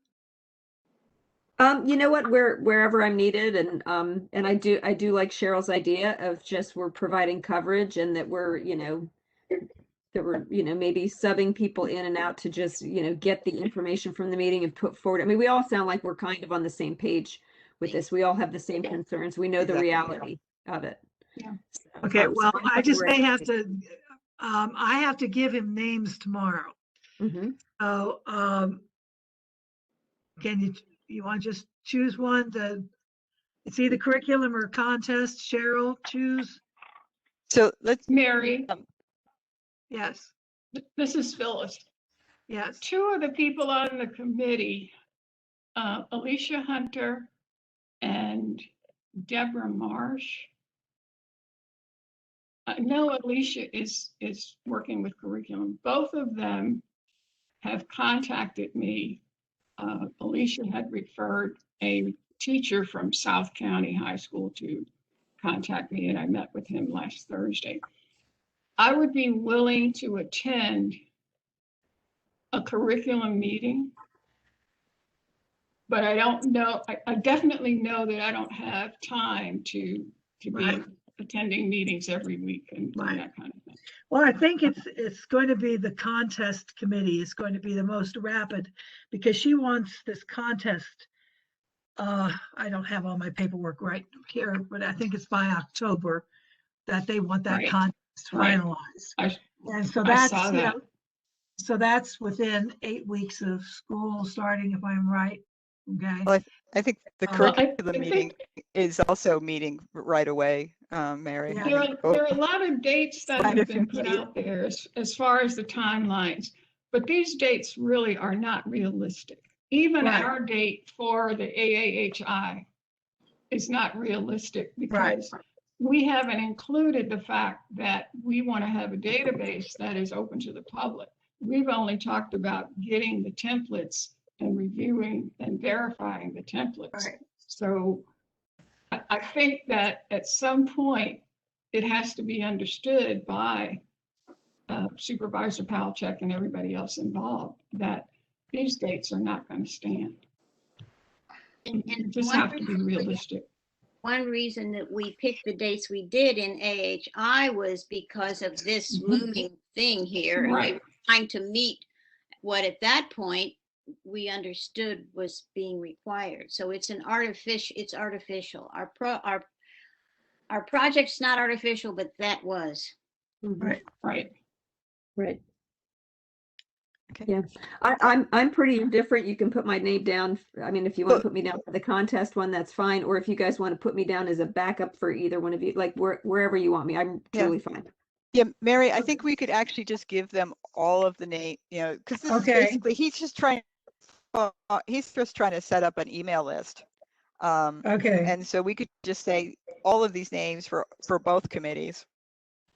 Okay, Phyllis, I won't put your name down in writing, but I have Cheryl. No, you can put my name down. Okay, all right. And I will be letting my supervisor know. Okay. So I have myself, Cheryl, Phyllis, and Tammy. Right?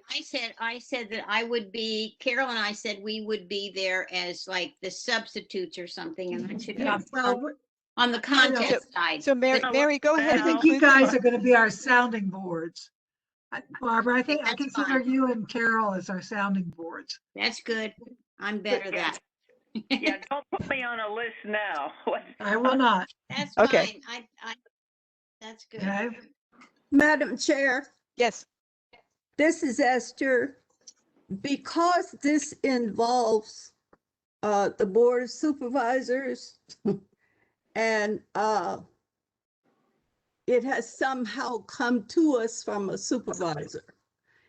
We need to be aware of the minutes. Perhaps the minutes should reflect that we discussed how we could participate in the project and the names of those people that volunteer without discussion. I understand what you're saying. Yes. Yeah. So if you'll work with the secretary, I'd appreciate it. Okay.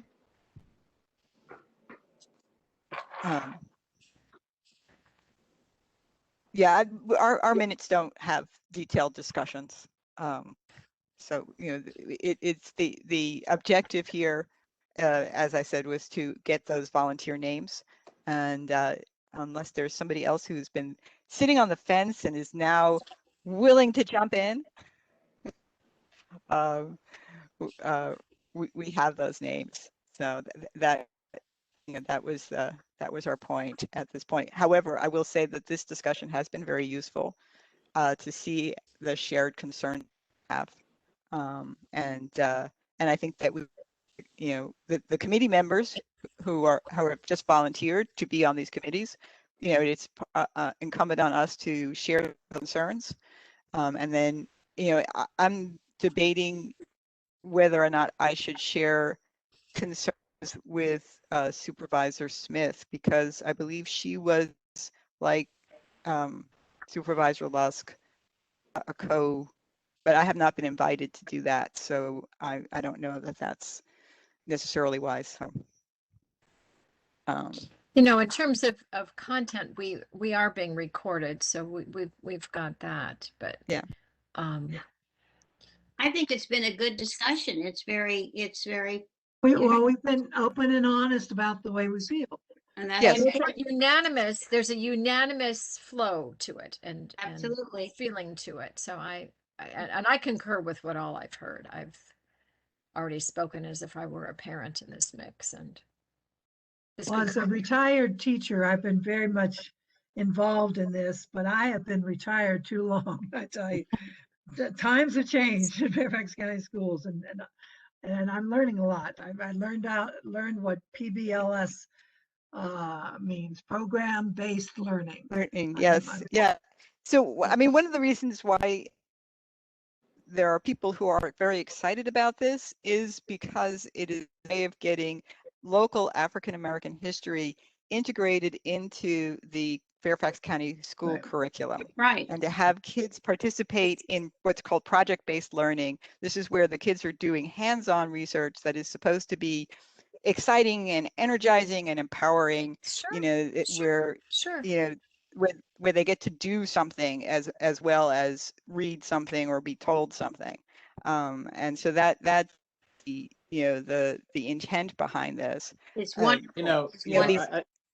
Yeah, I'm sorry. And I certainly appreciate it. Yeah. But yeah. Look, it's a great idea. I mean, it's a great concept. Yes. And I don't know much about how the Board of Supervisors works. I've never had a discussion with any of them, except for the one who appointed me. But I do think that if they had come to us with this idea earlier on, if REA had come to us and said, look, this is something I'm thinking about, could I have your input? It would have been a better result. It would have been better for everybody concerned.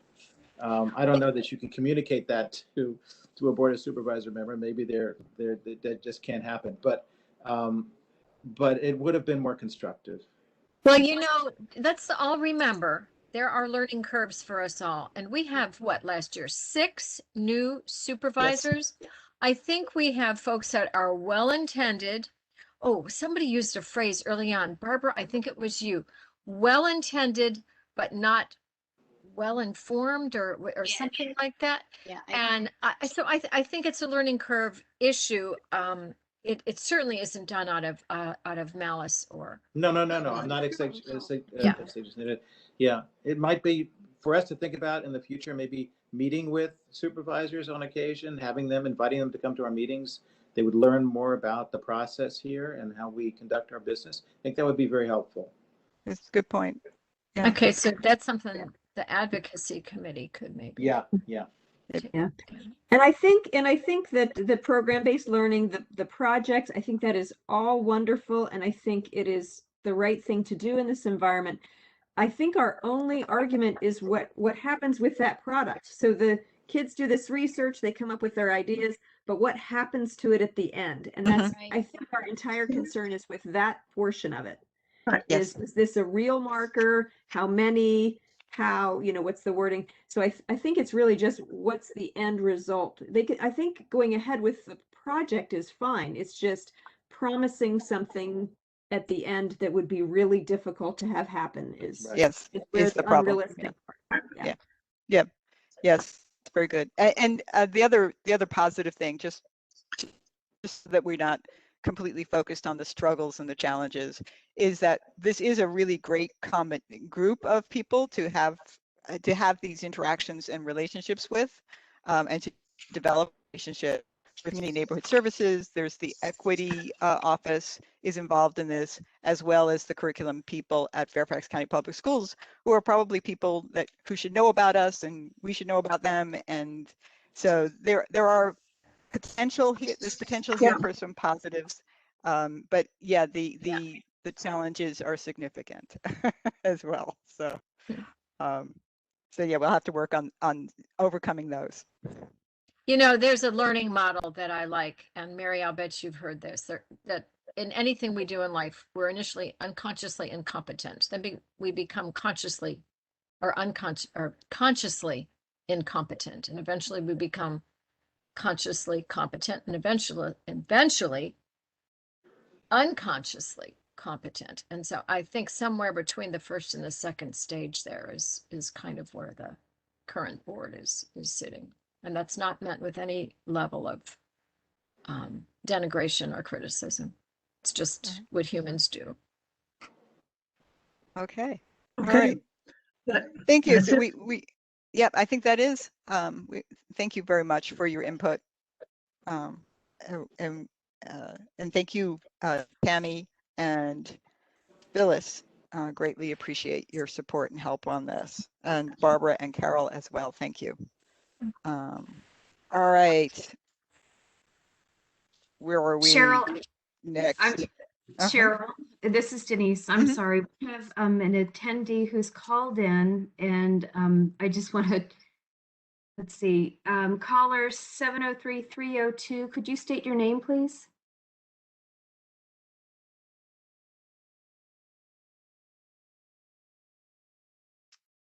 Caller 703.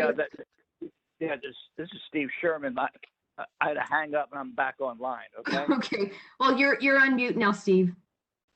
Okay. You're unmuted. Thank you. Sorry. All right. Since it is starting to get pretty late, the next item on the agenda is the Confederate Names Task Force. There's really nothing to discuss at any length about this right now. This is just a heads up. Sue and I have been appointed to this task force. It is going to make a recommendation as to whether or not to change the names of Lee Highway and Lee Jackson Memorial Highway. And we should, and if the recommendation to make those changes goes forward, then we're supposed to propose alternative names for the two highways. And it seems like we're also supposed to be participating in or thinking about an outreach process for the Board of Supervisors to engage in later on in the next calendar year with the public to get their input on this as well. They're actually, one of the things that I will note is that they have actually hired a facilitator. This is somebody who does conflict management at George Mason University. You know, some of the people that the city of Fairfax, David isn't here today, but you know, the city of Fairfax with their team as well. And so so this also has a very short time frame. It was supposed to be meeting in May, and now it's going to be in August. And we're supposed to be done by December 21. I assume the facilitator is going to help us achieve that. And at some point, Sue and I are obviously going to have to come and to the board, to the commission, so that we accurately and appropriately represent the commission's feelings on these issues. So this is sort of just something to start mulling over and thinking about. And just, you know, feel free to email me, copy the both of us with any thoughts or concerns or questions that you have. All right, let's do staff reports. Unless there are questions right now. Okay, all right, let's do staff reports. Liz, are you still with us? I'm still with you. Thank you. One moment. I'm just going to focus on the highlights here. Those of you who may have seen in the last couple of weeks an announcement in the Washington Post that the Park Authority purchased the 6.6633 acre parcel from the Mount Vernon Ladies Association that contains Union Farm, which is one of George Washington's 5 farms. And the parcel includes a house, Union Farm, which was constructed in the 1850s and heavily modified in the 20th century. The property contains significant archaeological resources associated with enslaved African Americans and an overseer's residence. So we're very excited about that new acquisition. So It's wonderful. So that is new. In terms of staffing, in the last meeting, I had announced that we had hired a new HRS1 archaeologist, Tyler Ball. As well, we have filled the position formerly held by Amy Wells, and our new HRS2 archaeologist is Robin Ramey. Robin had worked with us previously as a limited term employee. She also has a great deal of experience elsewhere and is very skilled in GIS, and she's going to be acting as a field supervisor for us. We're continuing to do field and lab projects to work with our deaccessioning of our collections and returning those materials. We did have a kickoff meeting for our collections facility, and we've been working with various citizens on cemeteries in the county. And for those of you who didn't go, there was a marker dedication at Freedom Hill Park this weekend, where 2 markers honoring African American and Native American families were unveiled. So that took place. And I have one other announcement that I will make, and this is that I'm very pleased to announce that one of your own, Commissioner Barbara Nace, is being awarded with the Mayo Stunts Cultural Stewardship Award, which will be given out at the Ellie Doyle Awards ceremony, either virtual or in person. I don't think that has been determined yet, but Barbara is certainly deserving, and she was nominated, and the notification came out on the 30th of July, so congratulations to Barbara. Thank you. Congratulations. Congratulations. And I've said enough. Well deserved. Thank you. Yes. I'm surprised and honored to be honored and most appreciative of it. So, thank Liz, when you get some time, if you could delineate Barbara's wonderful award and just a little bit of background to it. I would like to also at the history conference be able to honor and remind everyone of this accomplishment and this award on Barbara's behalf, since we do awards at the beginning of the conference. Well, it doesn't happen until November, so it'll be right after the conference. So it'll be pending at that. The actual award is November 19th. So wow. I got advanced notice. So we'll call it advanced notice too. Okay. All right. Awesome. Thank you so much. And yeah, that Union Farm acquisition, that looks really, really interesting. Especially if we can learn more about some of the enslaved African yeah. And that is really neat. And I wonder, we were mulling this over the other day, is because the Gristmill Park, as you note in your comments, Liz, is a misnomer, because Gristmill was never on the site of that park. However, Union Farm was the site of the park. So perhaps a change of name maybe could happen. We've been trying to do that, I think, since Barbara was on staff.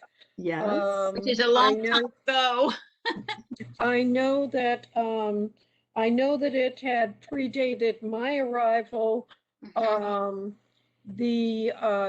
There was an archaeological study on the Gristmill Park side of the fence, which discovered more of the associated archaeological remains out there of outbuildings and roads and things like that, a couple of wells.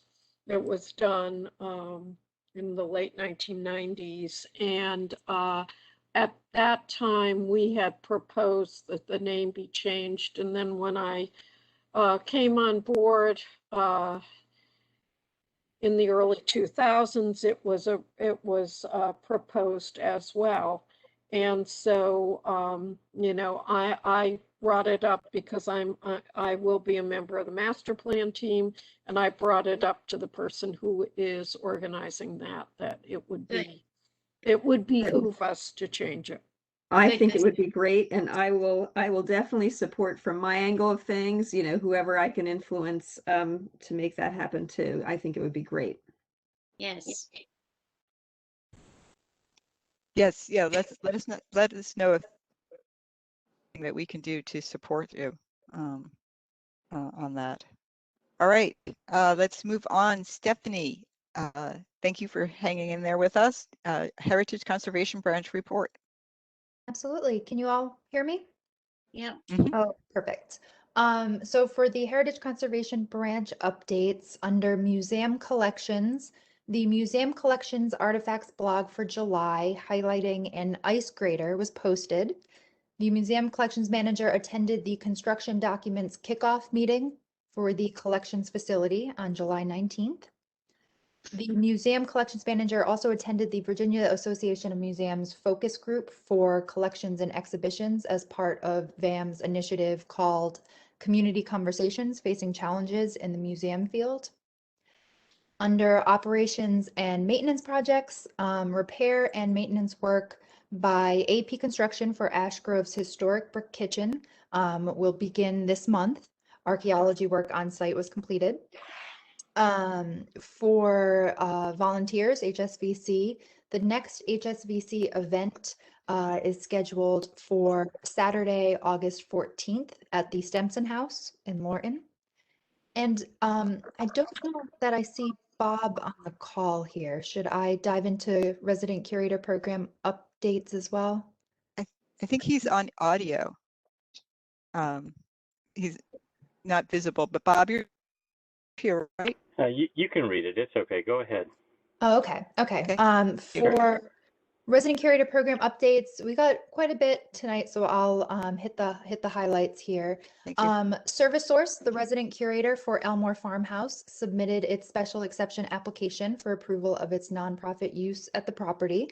The Turner Farmhouse special exception was approved by the Board of Supervisors on July 27th for the nonprofit use of the leased property as a retreat center for grief and bereavement support. A public information meeting was hosted on July 27th at Green Spring Gardens to discuss the upcoming advertisement of the Margaret White Gardens property for curator applications. And as part of the advertising process, an open house event will actually be hosted at the property this weekend, Saturday, August 7th, between 10 a.m. and 2 p.m. With parking on site. And the application package will be available later this month on the Resident Curator Program webpage. And finally, we'll also be re-advertising the Ash Grove House for curator applications. And an open house event will be held at Ash Grove the following Saturday, August 14th, same time between 10 a.m. and 2 p.m. And finally, due to the limited parking on site, we will be providing a shuttle, a fast tram service from the Westbriar Elementary School parking to the historic house at half-hour intervals. So the information can be found on our curator webpage. And that's all. Thank you. Yeah, absolutely. Thank you, Stephanie. Anybody have any questions for Stephanie? All right, thank you. Thank Laura Wickstead was going to provide us with the Virginia Room report, but she did have to leave earlier this evening. The highlight that she wanted to point out, her report is in the expanded agenda. It's also in the share file. And thank you, staff, for continuing to provide those written reports in advance. But Laura wanted to point out that there's a new collection, additional donation of Black history materials from the I'm not sure how to pronounce that, Goines Roots Yeah, Mary collection. Goines, yeah. Mary Goines Roots, yeah. So there are additional materials from her now available at the Virginia Room.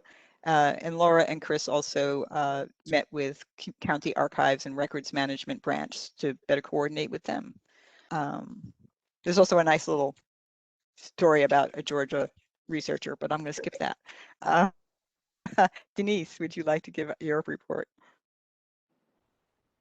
Yes, I would. Okay, so you've already seen the advanced version, so I'm again just going to hit the highlights, or at least what I think is highlights, but please, if you have any questions about any of it, do let me know. One thing that I wanted to point out is that staff's been meeting with the community members of Gum Springs twice in July, and at this last meeting, the community identified 5 small group members to work with me to go through the request for proposal process to identify the consultant who will be doing the survey in Gum Springs. They've also landed on the idea that they would like a historic overlay district for the area, which is a much more involved process. But so we will be we're just starting that process, just getting into it now. I'm going to start working with the 5 group members in 2 weeks. We'll have our first meeting. But I wanted to highlight that because that's a bit of a change than the path that we were going down before, which was a inventory nomination with a PIF to the State Review Board. So the second thing that I wanted to highlight was the Pride of Fairfax National Register nomination. We received the completed initial final draft. There we go, of the National Register nomination, and it also went to the DHR Northern Office for review. There'll be a final stakeholders meeting at the end of this month, either August 24th or 25th. We haven't landed. There's a poll going out to the major stakeholders, and the History Commission, of course, will be invited to that. So I'll let you know since we have a final date for that. It will be virtual. The second to last thing that I wanted to talk to you about is that I've been talking to you about a historic courthouse tour. Heather Bollinger and I were discussing it, and we were wondering whether we should, when the History Commission goes back to in-person meetings, whether we should have the tour maybe just prior to the History Commission meeting, not the hour before, but let's say late in the afternoon, 4 o'clock or some. So, and I kind of wanted to gauge how everybody felt about that. Of course, the tour would be optional, but we'd have to, when we get you all together, we have to advertise it as a public meeting. So we'd have to, put that out there. Either that, or it can be on a totally separate day, completely separately from the History Commission meeting. So again, I just wanted to sort of test the temperature in the room to see what people thought about the idea of holding it late afternoon, the day of the History Commission meeting. I like the idea. Okay. As somebody who has to drive to get to the meeting, I'm happy to, multitask once I get there. That's how I'm feeling about it, Tammy, too. Just, best use of time. Yeah. There's some nice restaurants in the area. Right. Yes. Yes. Okay, Yeah, that well, sounds I'll proceed. I have no idea when we're going back to in-person meetings, but when that happens, Heather and I will start coordinating and with you all to get an appropriate date. Good. Okay, and then the very last thing was an update on the Zellinger home. So staff is continuing to recommend that the applicant submit a completed nomination to the Inventory of Historic Sites, and then also include in their proffer to retain the house that they're retaining it for its historic significance. And so far, neither one of those things has happened. So I just wanted to, they are retaining the house, which, with the application came in for demolition. That was the original intent, that the house would be demolished. And then the lot was going to be subdivided into 4 buildable lots. Now the house is going to be retained, and there will be 3 buildable lots with 1 lot for preserved as open space, and that abuts the W&OD trail. So we got that far, but we still haven't gotten them to agree to getting the house on the inventory. The Planning Commission public hearing is scheduled for September 22nd, and the Board of Supervisors public hearing has not yet been determined. And sorry. Yeah, is this something that we should be weighing in on to the Planning Commission, or is that stepping, since it's not on the inventory? Right. Well, I don't know that I can't. I think you all are. Your mandate is to advise the board on all things having to do with Fairfax County history. Is that correct? We have the bylaws. We should look it up. So, I mean, I feel like we've done a really good job getting them at least to agree that the house will remain. What they're not using preservation language though, and they haven't yet agreed that the house is historic, which sort of troubles me. I can see with the 2 buildable lots that they're gaining, a couple of larger homes going in around this little bungalow, and I don't think it's going to be long for this world. So at least if we got it on the inventory, we might be able to get documentation when it is demolished. But that's pure speculation and sometime in the future. Anne or Barbara, Mill, do you have any comments about this? I'm not sure if Anne is still with us. I think Anne might yeah, have she might not be. Yeah. Yeah, I'm passing on this. Which Anne are you talking about, Cheryl? And Stunts. Sorry. Hunter Mill. Okay. Hunter Mill.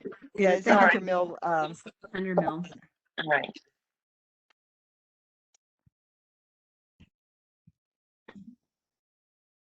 So, all right. Yeah, I mean, Denise, if you think there's something that we can do, let us know. If I think I don't know the specific history, and you were looking it up. Maybe we need to just sort of learn a little bit more about it. So maybe if you could share some of your research. Sure. I wrote a report that included in the staff report, and I can circulate that. And there is one more meeting before the Planning Commission meeting, so we have some time to noodle on it. Okay, was it in an earlier staff report? I'm sorry. I apologize. The staff report for the Planning Commission. Okay, all right. Good. Isn't it? I mean, I faded out for a minute, but isn't this Denise, where Anne worked so hard to get as much research as she could for you? Yes. Anne she had photos, and she talked to family, and I think the staff report was about as thorough as it could be. Yes, that is correct. And the dated photograph it looks almost identical to right now. Yeah. So I think it's a full. Maybe they don't want to tackle it because they don't want to pay for the inventory. and they couldn't do it themselves and they'd have to hire somebody. Maybe it's that prosaic. I don't know. I'm just throwing that out. Okay, well, unless, somebody wants to make a motion about this, I think we'll have to continue on. We could actually deal with it in the September meeting if we needed to, because the planning commission meeting is not till the 22nd. So, Right. Okay. yeah. Then All right. Anne hopefully be here to be able to do that because it's her baby. Exactly. She's Yeah. hard on it. Yeah, that sounds good. All right, committee reports, and thank you for the committee chair people who have submitted written reports. Really appreciate that. It does help move things along. Lynn, history conference. You're muted. Where is she? There she is. I was talking and nobody could hear me. Oh no. Okay.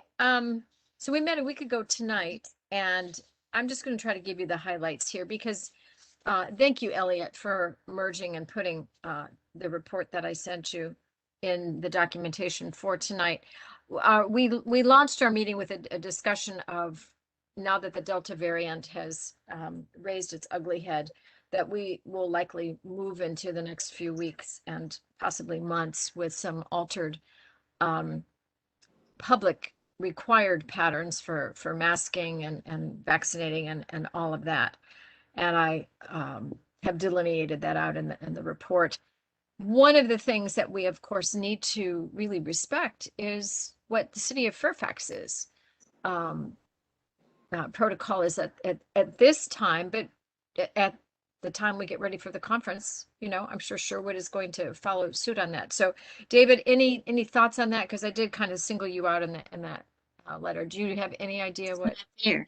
Well, I think it's, here we are in the first week of August. It's hard to know Right. what the situation will be in November.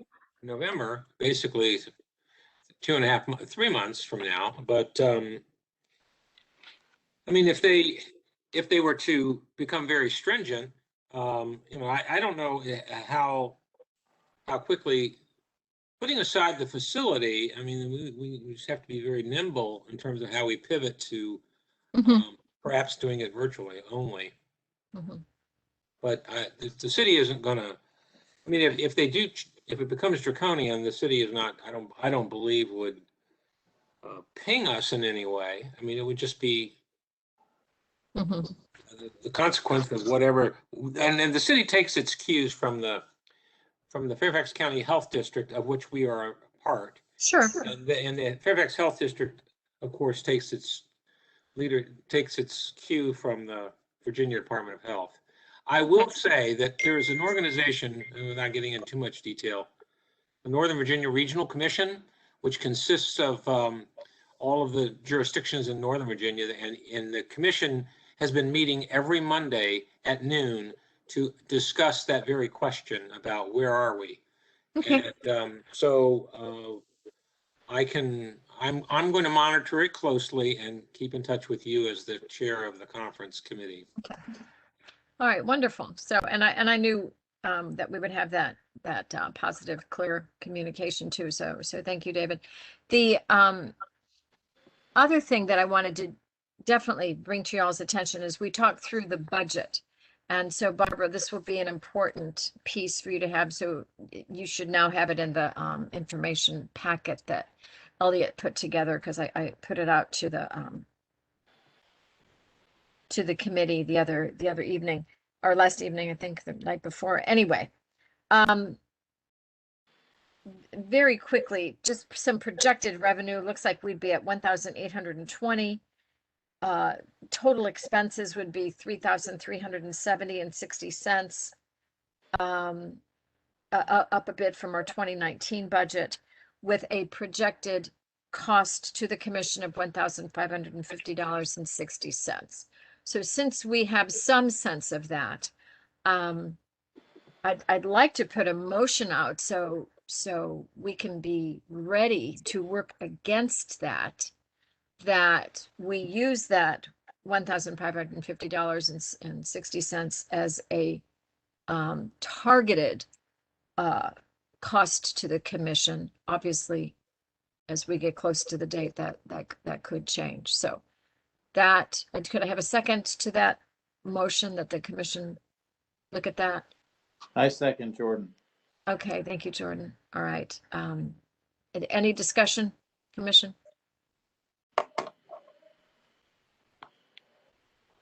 I think Cheryl has to call for discussion. Do it. Sorry, I lost you guys for a second. So could you just restate that motion? Because I may have actually sent out wrong budget. I think I may have sent out 2019's. It's in your packet. Yeah. It's going to be in the packet that Elliot Yeah. has. So you guys should have it from there. And what I sent out, the other day. Yes, definitely. So I'm just doing bottom lines here. I'm not going to do itemized.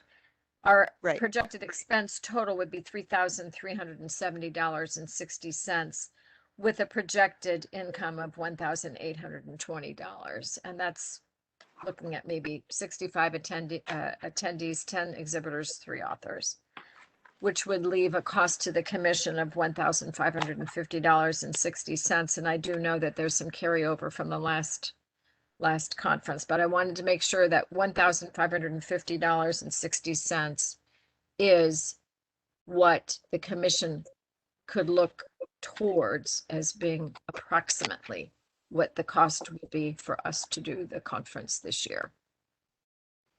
And so your motion is to gain the commission's assent for that, or support that that's a reasonable Correct. target.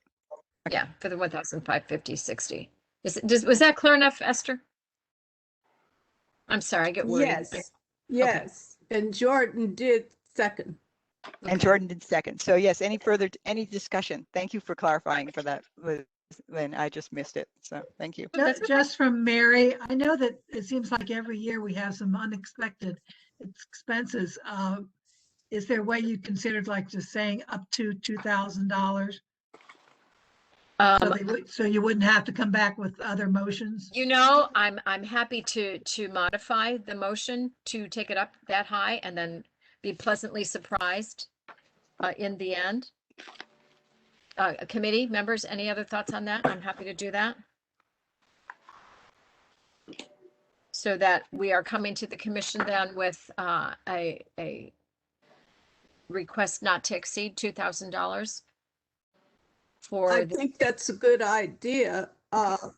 We're so fortunate to have the venue provided for us. So this is a real win-win for this year's conference. Absolutely. As last year was too. So we haven't really spent anything on the conference since 2019.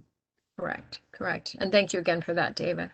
Yeah. So, all right, I'll make a motion that the commission plan on spending not to exceed $2,000 on the 2021 History Conference. I'll amend that. Give a second to that. Then.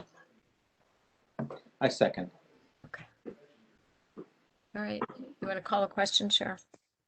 All right. If any further discussion? Hearing none.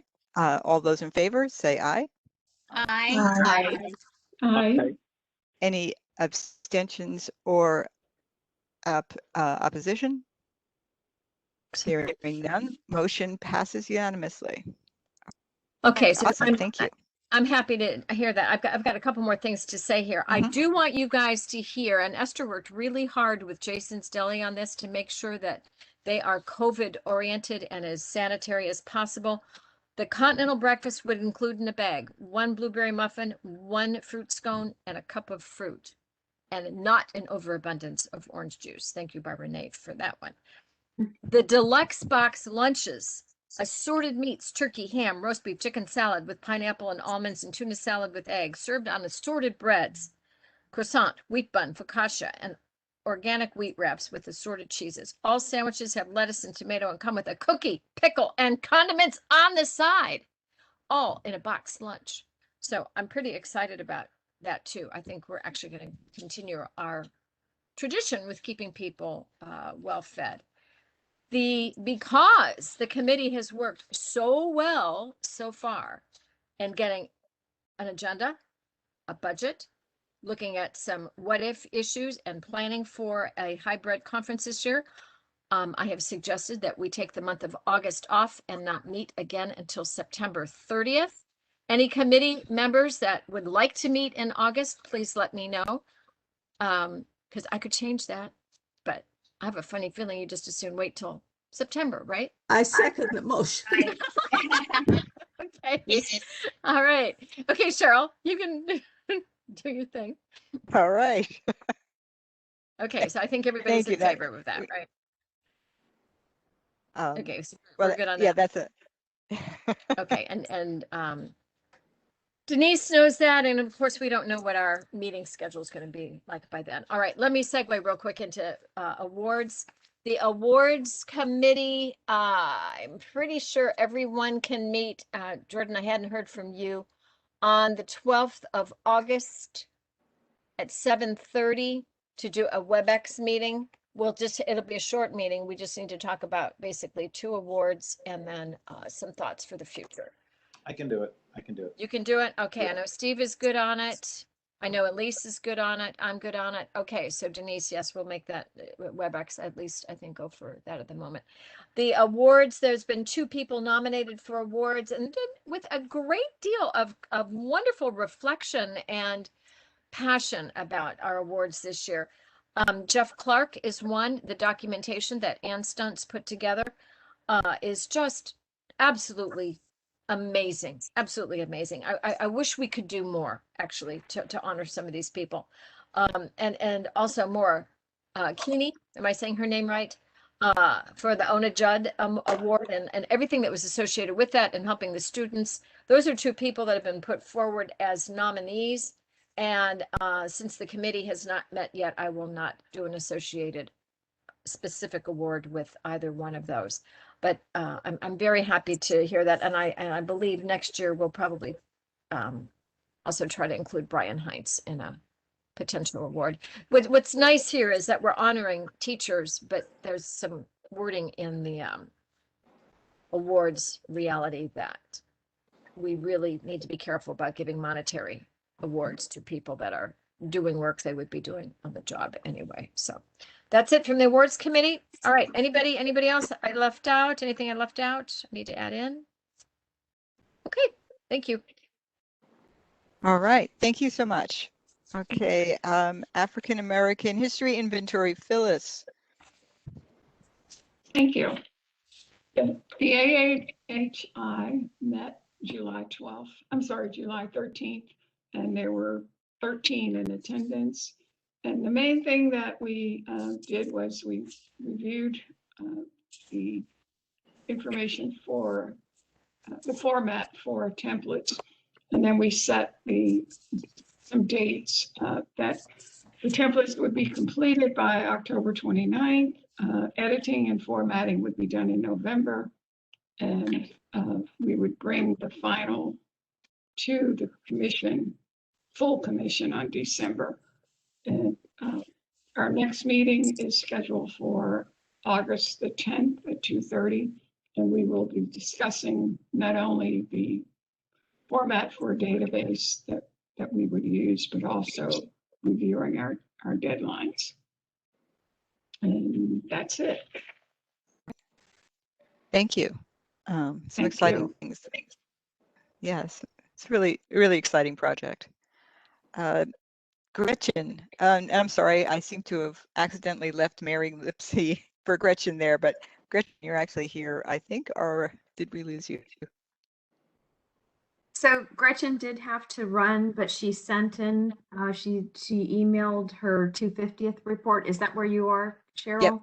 Yep. Yes. Do you have it ready? No. Or No, okay. I don't recall. I mean, unless No, I have not received it.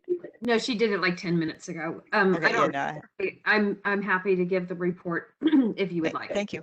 Sure, thank you. Submitted by Gretchen, the State Commission, the meetings have been changed from monthly to quarterly, and the next meeting is planned for Friday, May 14th. The Fairfax County Work Group, at the April 30th virtual meeting, the work group discussed and established 8 different committees within the work group. 4 additional members of the work group are being recruited by the chair, Scott Stroh. The focus on the work group for the next 2 months will be writing the report. Well, actually, the report has been written and submitted to the board, and the board actually funded the 250th. So I'm maybe Gretchen doesn't have this information, but I can give you this. They received $20,000, their initial budget for marketing and promotion, and they will be expanding the work group for one additional member per supervisory district, along with some other identified agencies. And the board accepted the committee structure, and appointed Scott the chair. So that's a little news. That was at the July 27th, I believe that was the date, Board of Supervisors meeting. And then for the History Commission Committee, she says the committee members for the commission will include Gretchen, Mary Lipsey, Sue Schumann, and Jordan Tenenbaum. This committee has not met. Thank you, Denise. Appreciate that. Because yeah, I veered away from my screen a few minutes ago and had difficulty finding my way back. So trying to find an email would have been a little difficult. Elise, do you have anything to report for any of your 3 committees, inventory, budget, or annual report? I think all of it can be done offline at behind the scenes over the course of the next month instead of tonight. Okay, all right. Markers, Mary.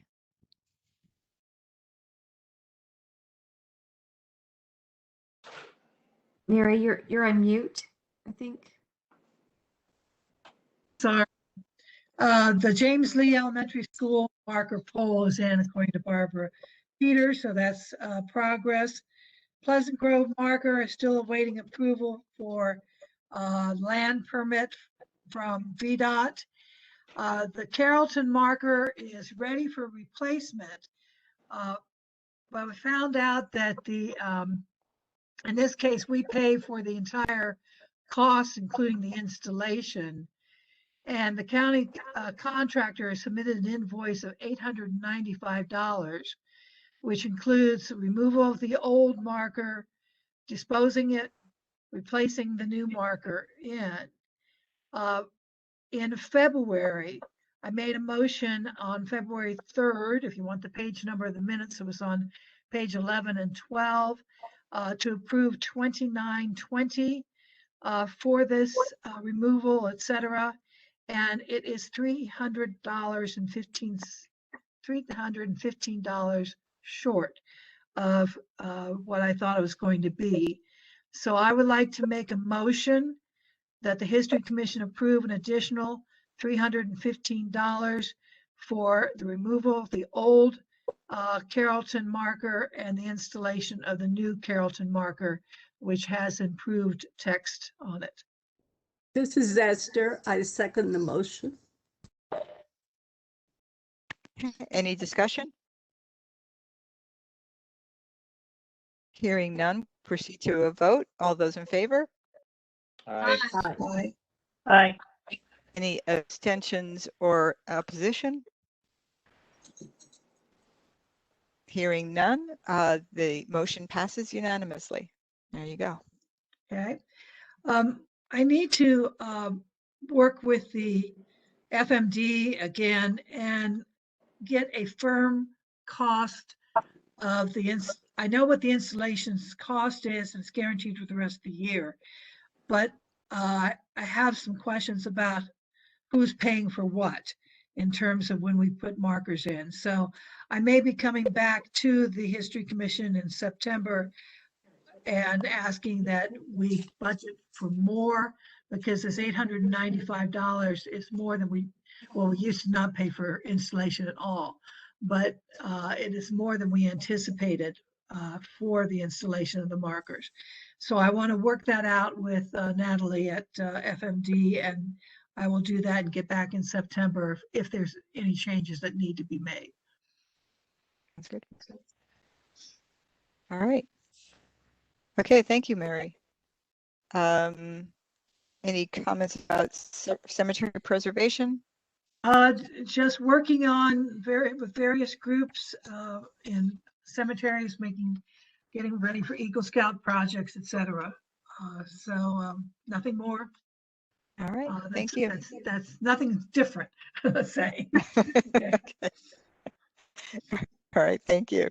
Esther, oral and ethnic history. Thank you. I'll try to be as brief as possible. It's past some of your bedtimes.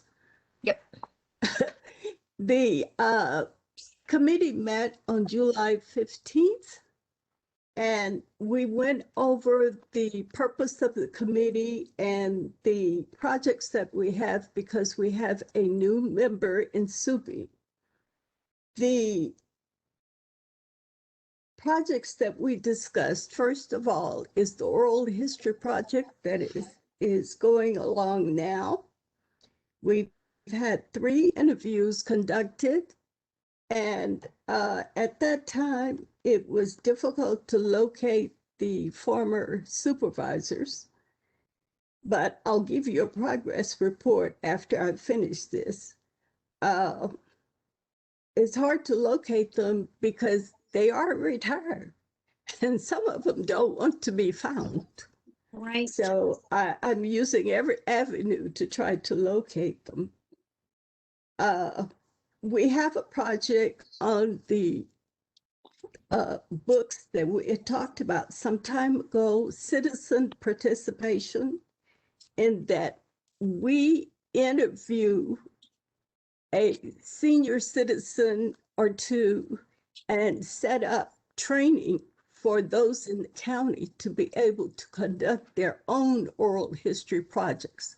We know that several districts have some projects done already, but to broaden that, we wanted to get information out there so that groups or people in those districts could conduct them and get a good product to be deposited in the Virginia room. Also, we talked about diversity in Fairfax County, doing something that would address the fact that we're people of all ethnicities. We've come from many places. We're the big melting pot, okay? So we discussed a book that might be interesting, A Nation of Nations by Tom Gelton, to be read and reviewed, and maybe we'll discuss it at our next meeting. And our next meeting is Tuesday, August 17th, 7 p.m. on WebEx. We have 2 interviews that came about since that meeting of the committee.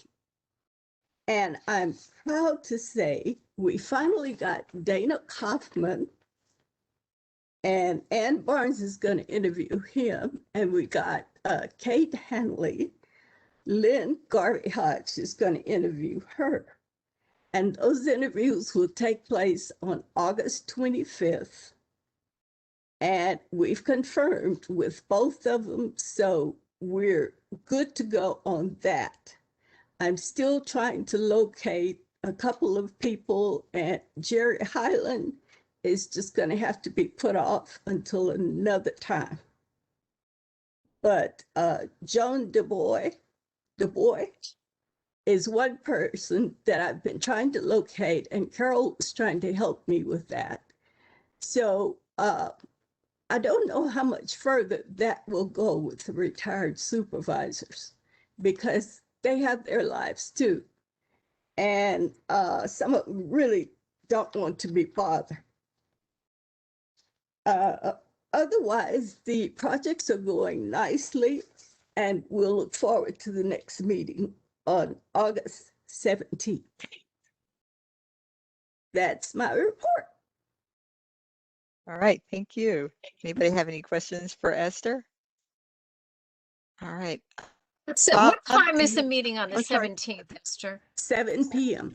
You do 7. Okay, thank you. I'm sorry. No, go ahead.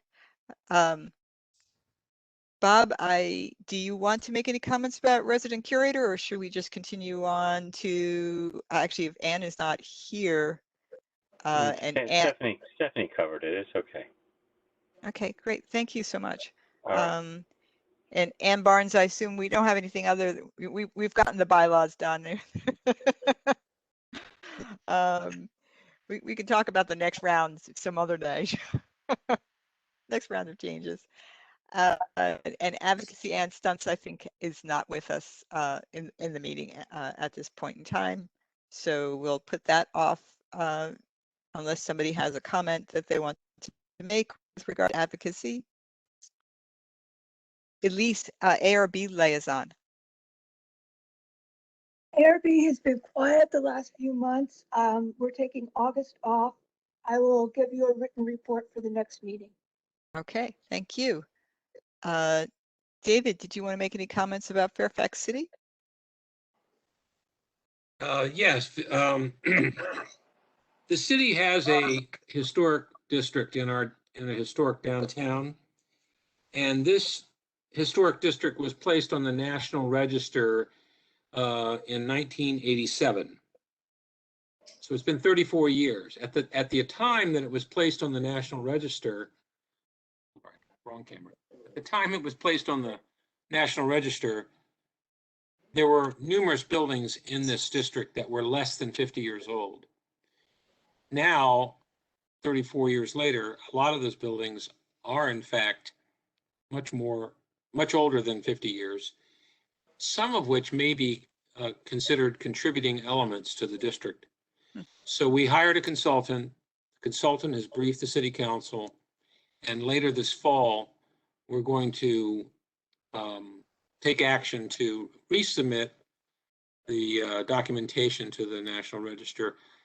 We might possibly consider some adjustments to expand the historic district slightly, but so we're looking forward to that. That's been a very interesting exercise to have an inventory of our historic downtown, which some of the buildings date to 1811. So that's the first item. The second item is just a quick update on Old Town Hall. We received the proposed architectural drawings with all of the details. It's very exciting what they have proposed to renovate and restore the front of this building. It's going to be about, as I said before, about $600,000. We were very fortunate to have John Milner and Doug Gilpin, two prominent and very experienced architectural historians here in Virginia, to be leading this effort. So we believe that this 121-year-old building is in good hands. That's all I have to report right now. That sounds really interesting.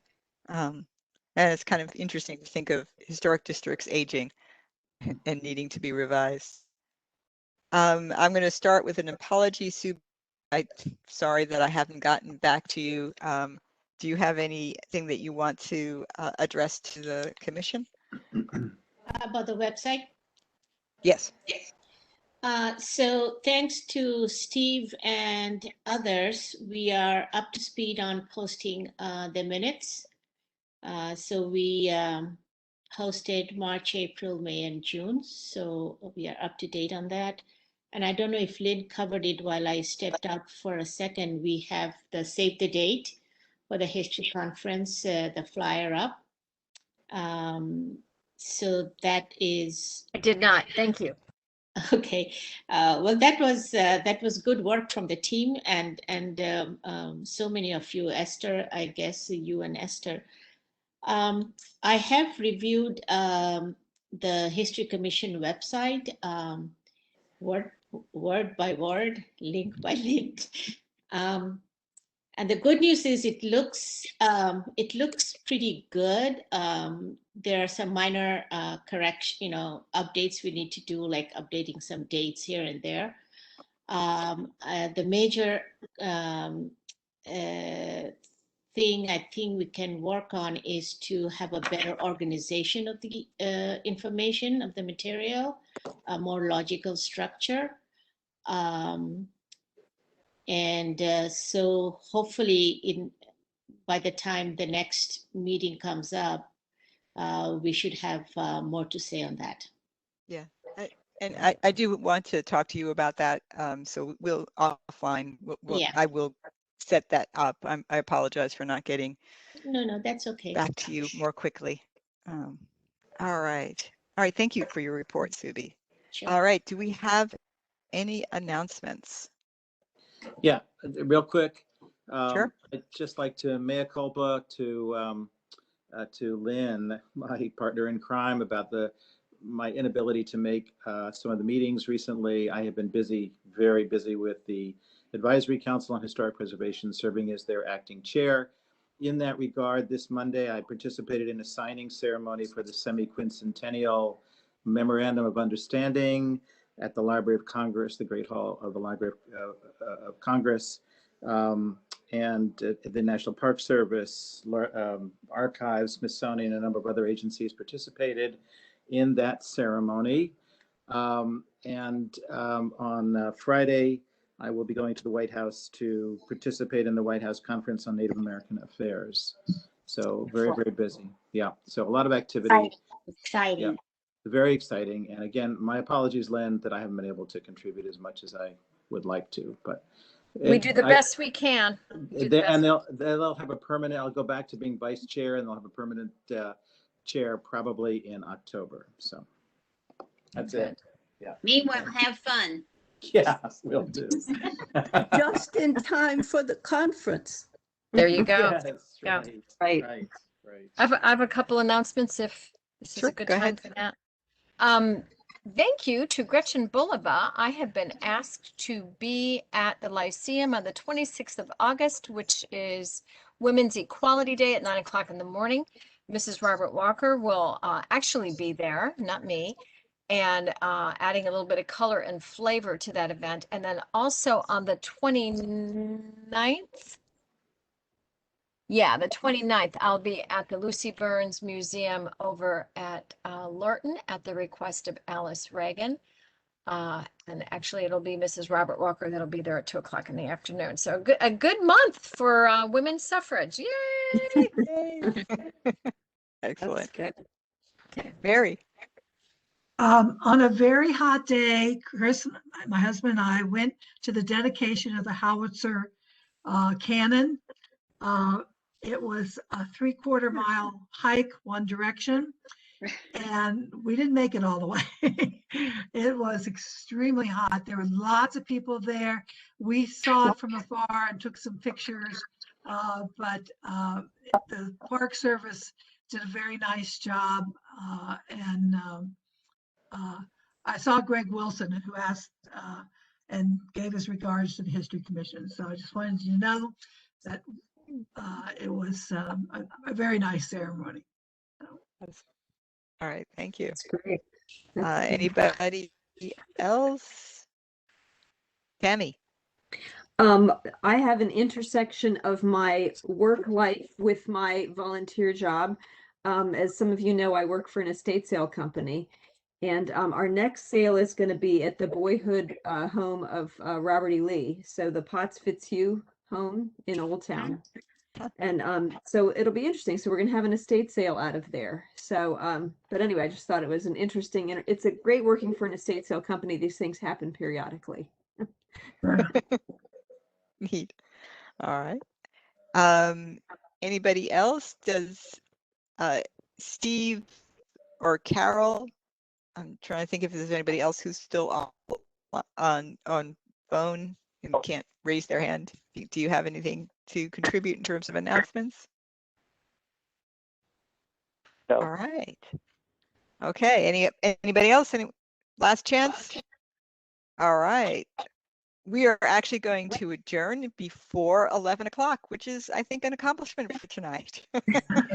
This was a meeting like the old days when I was staff, and we would leave like at 12 o'clock at night. So this was a nostalgic in a way, but I think I think it was a great meeting. I think it was very productive. So thank you all for attending. Thank you for sharing your views and your ideas. And we will see you next month. And so meeting adjourned. Thank you. Thank you all. Thank you. Thank you. Thank you. Thank you. Thank you. Take care, everybody. Good night. Bye-bye.